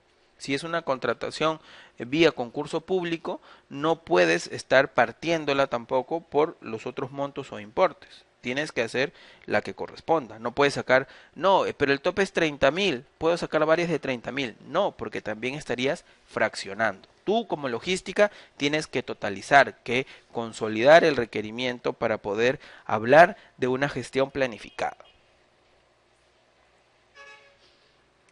No puedes evadir la aplicación de la ley y el reglamento para contrataciones menores o iguales a 8 UITs. Y tampoco puedes evadir el cumplimiento de los tratados o compromisos internacionales que incluyen disposiciones sobre contratación pública. Fraccionamiento. No se va a considerar cuando se contraten bienes o servicios idénticos anteriormente durante el mismo ejercicio fiscal, debido a que su oportunidad no se contaba con los recursos disponibles suficientes. Imaginemos que yo he programado comprar 20.000 bidones de agua de mesa. Cuando he hecho mi costeo, he visto todo y lo que programé no me va a alcanzar para 20.000. Solamente me va a alcanzar, como tuve que actualizar el precio, solamente me va a alcanzar para 15.000. Muy bien, pues en ese momento compraré los 15.000 porque no tengo más dinero. Si me llega un crédito suplementario o si me incorporan más dinero y me ponen esa partida y ese clasificador, luego podré realizar una compra por la diferencia, porque ya tengo el dinero. Cuando surge una necesidad imprevisible adicional a lo programado. Imaginemos que yo construí una carretera, todo estuvo muy bien, contraté la supervisión y el mantenimiento de la carretera, también estuvo bien. Producto de unos fenómenos climatológicos, la carretera ahora está destruida, está derruida. Yo ya había contratado su mantenimiento, pero como ha surgido una necesidad nueva, imprevisible, que no estaba programada, yo tengo que contratar y no será fraccionamiento. Y cuando compre a través de los catálogos electrónicos de acuerdo a marco. Ustedes, los operadores del SEACE, saben que si hoy día en la mañana compran lápices y en la tarde vuelven a comprar lápices, no hay problema. Puedes en el sistema comprar en un mismo día, varias veces, en distintos días, los mismos productos, no hay inconveniente. Lo único que te pide el proveedor como condición oficial formal es que la compra supere mínimo los 500 soles. Y puedes comprar a cualquier proveedor de cualquier localidad a nivel nacional, con tal de que te atienda y que cumpla con sus requerimientos y condiciones. Certificación presupuestal. Debe contarse con la certificación desde la convocatoria hasta la suscripción del contrato. ¿Qué es lo que pasaba antes? Te daban una certificación y a la semana desaparecía, la cambiaban y luego volvía a aparecer cuando ibas a firmar contrato. Ahora no, no es posible. Ya les expliqué la validación que hay en el sistema junto con el CIAF. Cuando la ejecución supere el año fiscal, debe contarse con el documento, la previsión, que está suscrita por el jefe de la OGA, de la Oficina de Administración y la Oficina de Presupuesto. En caso de que la convocatoria se realice el último trimestre de un año fiscal y el otorgamiento de la buena pro y la suscripción del contrato se realice el otro año, se deberá contar con la constancia de la previsión de recursos correspondiente al valor estimado o valor referencial, ¿no? Es decir, tendrás una certificación y además también una constancia de previsión. Sistemas de contratación. Aquí vamos a hablar un poco sobre cómo puedes contratar, cómo puedes convocar. Suma alzada cuando tienes un monto integral y un plazo determinado, ¿no? Y una especificación sólida, única. Imaginémonos que voy a comprar 10 computadoras. Tengo el monto, tengo la cantidad de equipos y por eso lo saco a ese importe. No aplica para obras de saneamiento y ni para obras viales. Profesor, ¿y por qué no? En obras viales no aplica sacarlo a suma alzada porque siempre hay inconvenientes en la ejecución misma del contrato. De repente vas a tener que ser más tendido o más excavación o de repente el tareo va a ser más grande, la mano de obra, etcétera, etcétera. En obras de saneamiento también, las excavaciones, lo que encuentres bajo la tierra. Allí nosotros, por mucho que hagamos los estudios, hay cosas que no podemos controlar. Por eso no se puede sacar a suma alzada. Los precios unitarios es según lo ejecutado. Si vas a contratar la mensajería y estimas que van a ser 60.000 sobres al mes, pues tendrás que pagar los 60.000 sobres al mes. Si haces menos, pagarás lo que ha ejecutado. Si hace más, pagarás lo que ha ejecutado. Haces una proyección, pero pagas lo que se ha realizado. Las obras por lo general también van a precios unitarios y se pagan mensual con un documento que se llama valorización. Hay esquema mixto de suma alzada y precios unitarios. Sí, también lo puedes usar, es una mezcla de los dos. ¿Y cuándo lo vas a utilizar? Cuando la magnitud y la cantidad no está definida. Esa parte la vas a hacer a precio unitario. Y cuando hay una magnitud que está definida, esa partecita la vas a hacer a suma alzada para obras y servicios. Muy bien. También se están incorporando las tarifas en base al tiempo trabajado. ¿Y por qué? Porque algunas consultorías, sean personales o jurídicas, particulares o jurídicas, se realizan en base a horas, a tiempo trabajado, ¿no? ¿Cuánto me cobras por hacerme un documento, un instrumento técnico, una evaluación sobre el nivel de corrupción, digamos, en procedimientos catastrales? Es una consultoría. Y él viene el consultor y te dice, yo te cobro $300 por hora. Muy bien, entonces tú haces tu proyección, de repente conoces que va a tener que leer un montón de material, haces una proyección horas hombre, de repente equipamiento incluido y demás, y te sale el monto de cuántas horas va a trabajar y lo ofertas de acuerdo a esta condición. En base a porcentajes, cuando estamos en servicios de cobranzas o de recuperaciones, ¿no? Esto es un tema que en rentas se trabaja mucho. Sacan eh, servicios para las cobranzas coactivas y ofrecen de la recuperación que hacen o de la cobranza que hacen un porcentaje al adjudicatario. Y finalmente, en base a un honorario fijo y a una comisión de éxito, ¿no? Esto lo conocen los que han trabajado en el sector privado y es solo para servicios. Modalidades de la ejecución contractual. Ya hemos hablado de la llave en mano. Son prestaciones integrales, construcción, equipamiento, montaje y puesta en servicio de una obra. En bienes comprende su compra y su instalación. Si tú compras un servidor, de nada vale que lo compres. Este debe estar instalado, debe estar raqueado y obviamente también debe estar allí operativo, funcional. Concurso oferta. De acuerdo a la 14ª disposición complementaria final del reglamento, lo que está al último, dice que el concurso oferta solo lo van a poder utilizar las entidades del Poder Ejecutivo, ministerios y especializados. Suma alzada es el sistema cual tiene que salir, no puede ser a precios unitarios y será para obras de edificación cuyo monto sea mayor a 10 millones de nuevos soles. Y la oferta, obviamente, involucra hacer el expediente técnico y ejecutar la obra, ¿no? Profesor, ¿y cuál es la diferencia con la antigua ley? La antigua ley facultaba a cualquier nivel de gobierno a realizar obras por concurso oferta. Ahora no, ahora solamente se le deja a el gobierno nacional, al Poder Ejecutivo. Deben ser aprobadas por el titular de la entidad, es una facultad indelegable y se anexa el estudio de preinversión y el informe técnico que sustenta la viabilidad. Esto es un requisito obligatorio, estimados alumnos.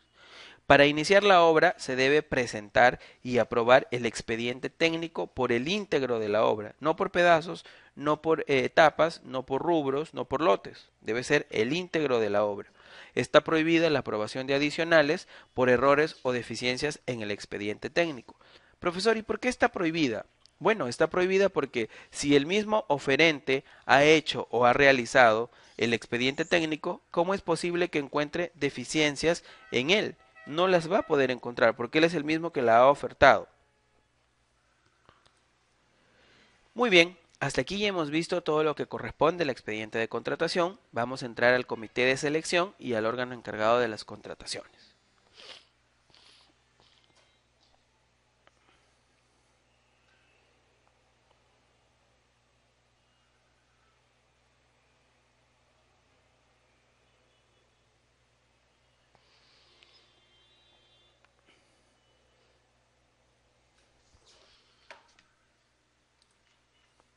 Comité de selección y órgano encargado de las contrataciones.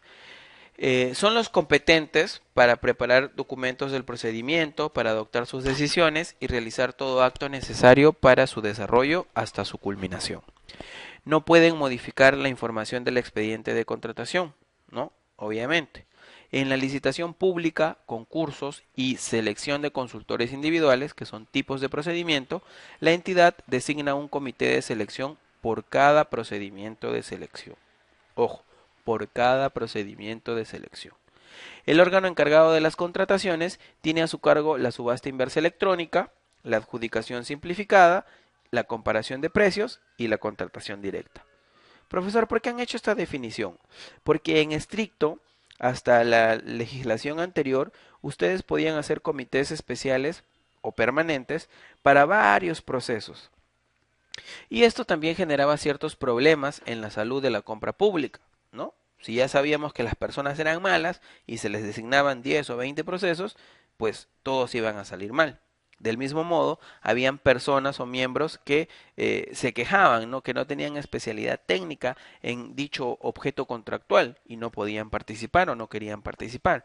Entonces, a raíz de todos estos temas, la ley en una mejora ha tratado de identificar los procesos que no tienen mucho riesgo porque hay un procedimiento técnico, porque hay informes, pues deberán ser trabajados por logística.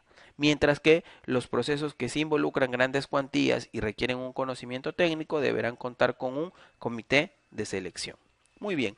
Logística tiene a su cargo o abastecimiento o el OEC, la subasta inversa electrónica, la adjudicación simplificada, la comparación de precios y la contratación directa. La contratación directa es lo que conocíamos antes como las exoneraciones. Mientras que las licitaciones, concursos y la selección de consultores individuales van a requerir un comité de selección por cada procedimiento. En la subasta inversa electrónica y en las adjudicaciones simplificadas, la entidad puede designar un comité de selección cuando lo considere necesario. En obras y consultorías de obras siempre debe designarse un comité de selección, ¿no? ¿Cómo se conforma? Deben mantenerse igual tres integrantes, en realidad son tres titulares y tres suplentes, de los cuales uno debe pertenecer a logística, al OEC, a abastecimiento. Y por lo menos uno debe tener conocimiento en el objeto de la contratación. Esto es más o menos lo que estaba en la anterior. Y para la ejecución de obras y de consultoría de obras, por lo menos dos deben tener conocimiento técnico. Ah, interesante. O sea, para bienes, servicios y servicios de consultoría en general, son tres miembros, uno del OEC y uno con conocimiento técnico. Y para obras y consultorías de obras, dos deben tener conocimiento técnico y uno debe ser de logística. Muy bien.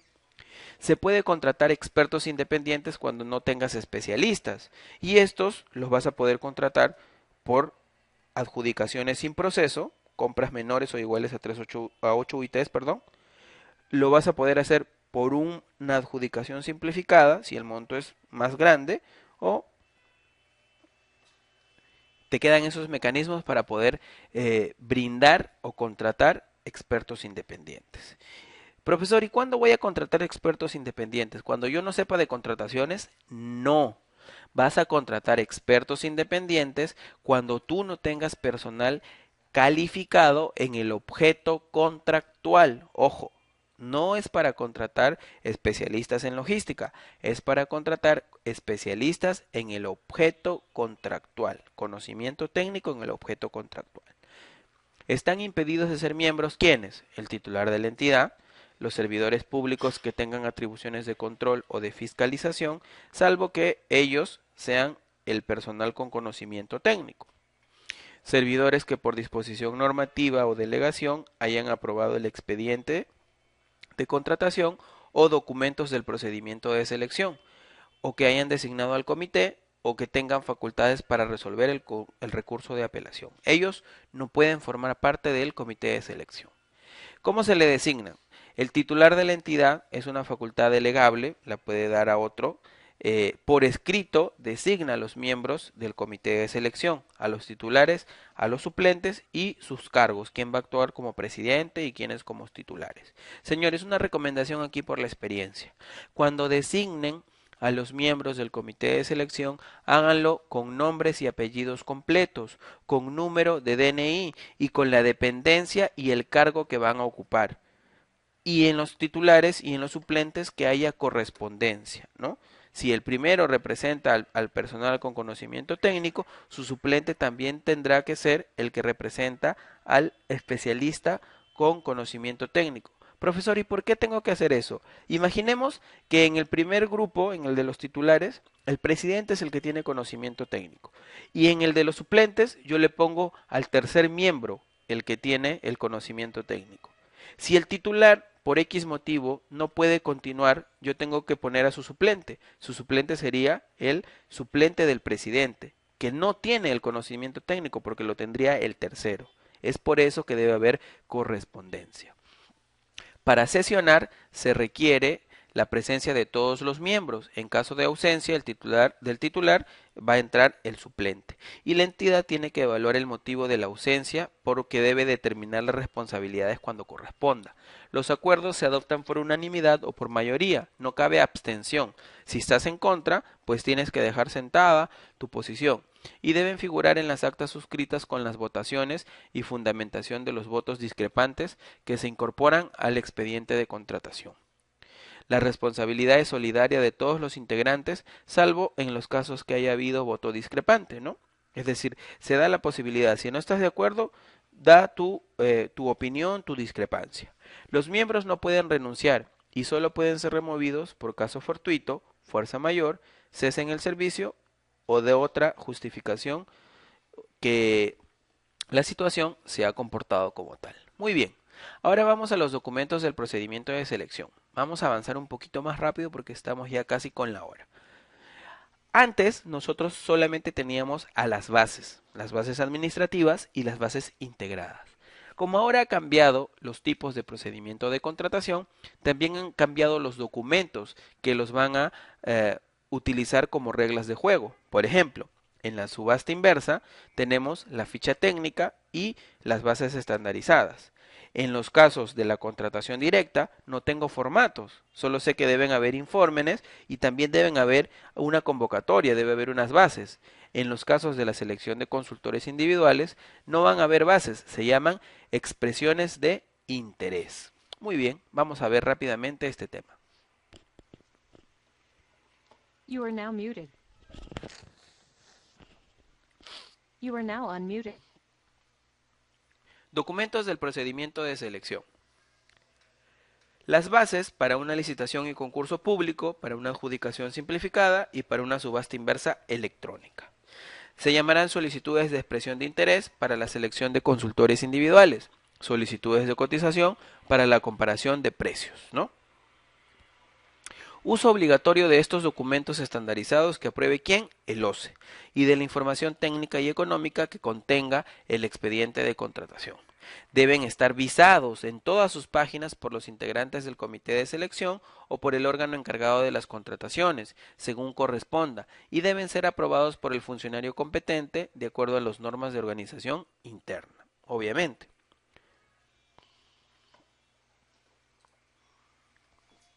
Contenido de las bases. Ya sabemos que las bases son para licitación, concurso, adjudicación simplificada y subasta inversa electrónica. ¿Qué deben contener? La denominación, el nombre de la contratación.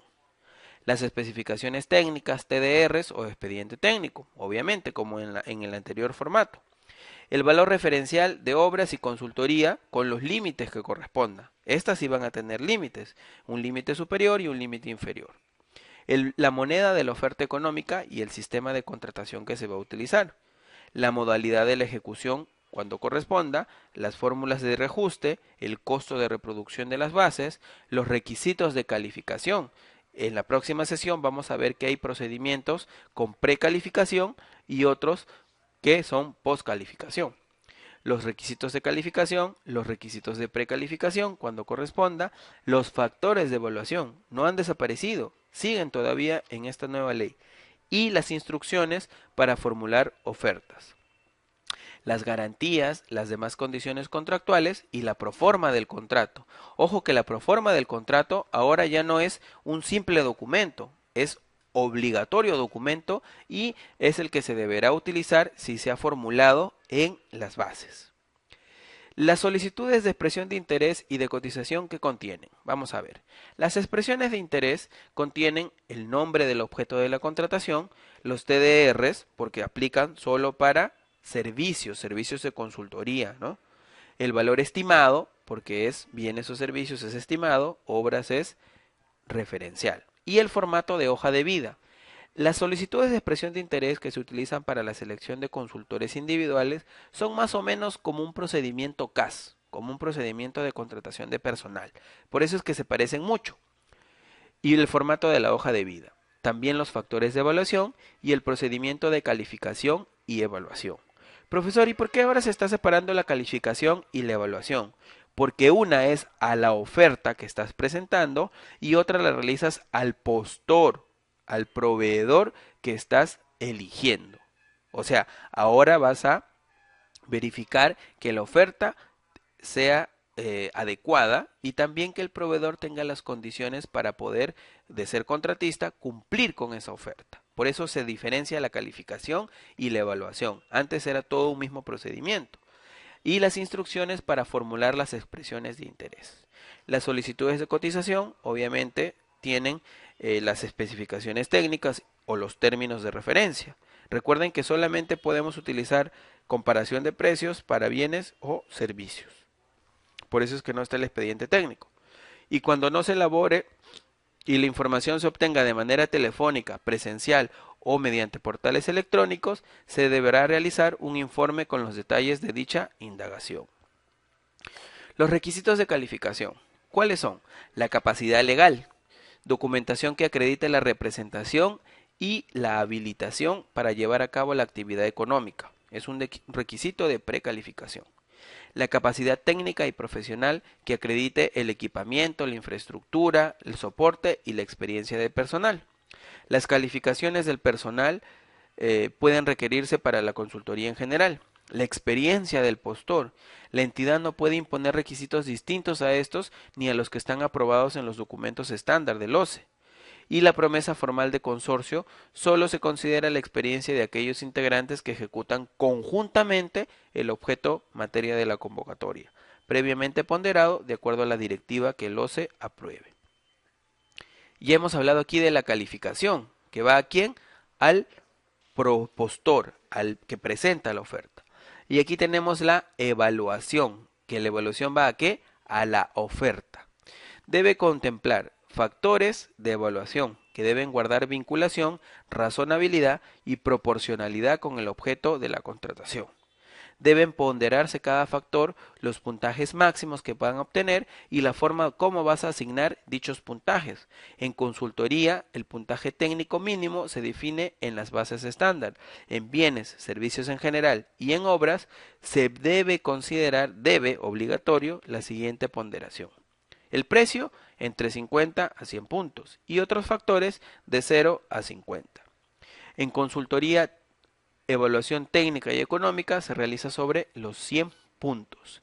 Y la documentación que sirve para acreditar los factores de evaluación también se debe indicar. Los factores de evaluación, que son un componente de la evaluación, ¿cuáles son?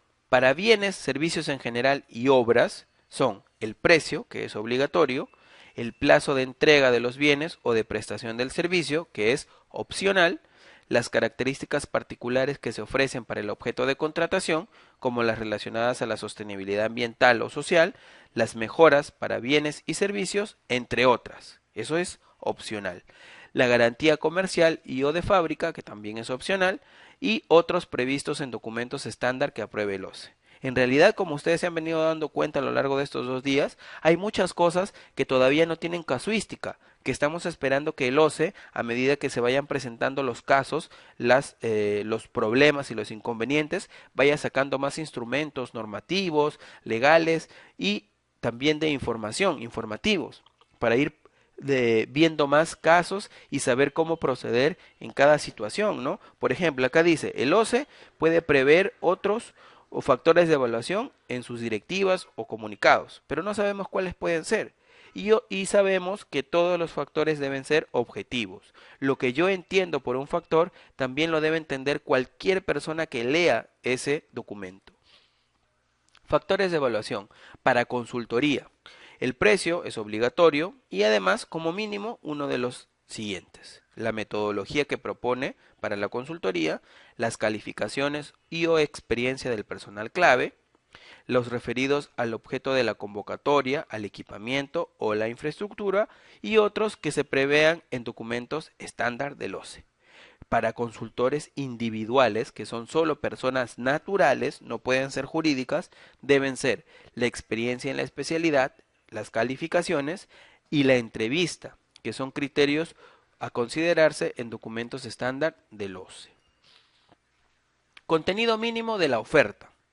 Ya hablamos del proveedor, de qué vamos a evaluar en su oferta. Ahora vamos a ver cómo se presentan esos anexos que usualmente teníamos. Declaración jurada, el artículo 31 del reglamento, lo pueden leer. Ahí dice, ¿no? Esa declaración, ¿en base a qué se hace? Declaración jurada o documentación que acredite el cumplimiento de los RTMs. ¿Se acuerdan de los requerimientos técnicos mínimos? ¿Qué podían ser? Especificaciones técnicas, términos de referencia o expediente técnico. Carta de compromiso del personal clave con firma legalizada. Tratándose de obras y consultorías es un requisito obligatorio. Y aquí viene la pregunta, ¿no? ¿Y cuál es el personal clave de una prestación? Bueno, ya quedará a análisis y entendimiento tanto del OCE como de las entidades. La promesa de consorcio legalizada, consignando integrantes, representantes comunes, domicilio común, obligaciones y porcentajes de dichas obligaciones de cada uno de los integrantes. El monto de la oferta y el detalle de los precios unitarios, ¿no? Las tarifas, los porcentajes, los honorarios fijos, las comisiones de éxito, los tributos, seguros, transporte, inspecciones, pruebas, costos y demás. Cualquier importe que afecte al dinero, al monto que tú estás ofertando. Bien, señores, hasta aquí hemos ya resumido todo este tema de la planificación estratégica. Yo sé que hay muchas dudas, les quedan muchas preguntas, ¿no? Como por ejemplo, profesor, ¿y por qué ahora me están pidiendo compromiso del personal clave? Bueno, yo tengo algunas respuestas de mi experiencia. ¿Por qué están pidiendo esto? Porque hasta hace muy poco habían ingenieros que no sabían que estaban participando a una licitación o a la ejecución de una obra. Se venían a enterar porque sus amigos o las empresas donde habían trabajado tenían sus documentos. La habilitación la sacaban la empresa y todo lo demás, y él se venía a enterar que estaba parte de la obra ocupando un cargo como residente o de repente hasta en la misma supervisión de obra cuando ya se había ganado el contrato. Entonces, a raíz de esto es que se están buscando ciertas mejorías, ¿no? O el personal clave. A veces tú como empresa de seguridad o de mensajería o de limpieza, tú tenías ciertas personas que cumplían, ¿no? Con el perfil que casi todas las entidades pedían. Resulta que tú postulabas con ellas, porque en realidad no pedías ningún documento de él firmado con puño y letra. Y ganabas. Y lo primero que hacías apenas ganabas era presentar una carta indicando, a partir del día de mañana hacemos el cambio del personal porque está destacándose a otra entidad. Y le ponías a otras personas que iban a realizar el servicio cuando en realidad la propuesta que habías presentado era otra, ¿no? Entonces, a raíz de todos estos inconvenientes, exactos. Exacto, obtener la papeleta de habilitación del Colegio de Ingenieros también era un procedimiento no solamente engorroso, pero ustedes saben, al igual que yo, que hay maneras de evitar los procedimientos especializados dentro de algunas instituciones, ¿no? En el caso de la supervisión de la vigilancia, la mensajería, los antecedentes judiciales, penales y demás. A raíz de esto es que hay algunos cambios que son importantes, que los hemos considerado en realidad interesantes, pero también deben ser vistos con ojos muy analíticos. Imaginemos que le pidamos a todos los vigilantes que traigan documentos legalizados. Esto va a impactar obviamente en el precio de la oferta que vas a presentar. Si estamos postulando un servicio donde se requieren 200 o 170 vigilantes, ¿te imaginas el tener que pasar a todas estas personas por procedimientos como una legalización, declaraciones y demás? En realidad es bastante engorroso. Por eso va a quedar a criterio de la entidad analizar estos componentes, estos requisitos y estos contenidos que las ofertas deben cumplir. Bien, señores, ha sido un gusto para mí acompañarlos nuevamente. Nos vemos el, el día miércoles de la próxima semana para ir avanzando en lo que es métodos de contratación y procedimientos de contratación. Les voy a pedir nuevamente un favor. Como han visto, tanto el día de ayer hemos hecho aproximadamente 45 láminas, hoy día hemos hecho 36 que han tenido más contenido. Para la próxima sesión son bastantes láminas, son más de 100 si no me equivoco. Así que les voy a pedir que este fin de semana tomen un poquito de tiempo, las revisen, las puedan leer porque vamos a correr.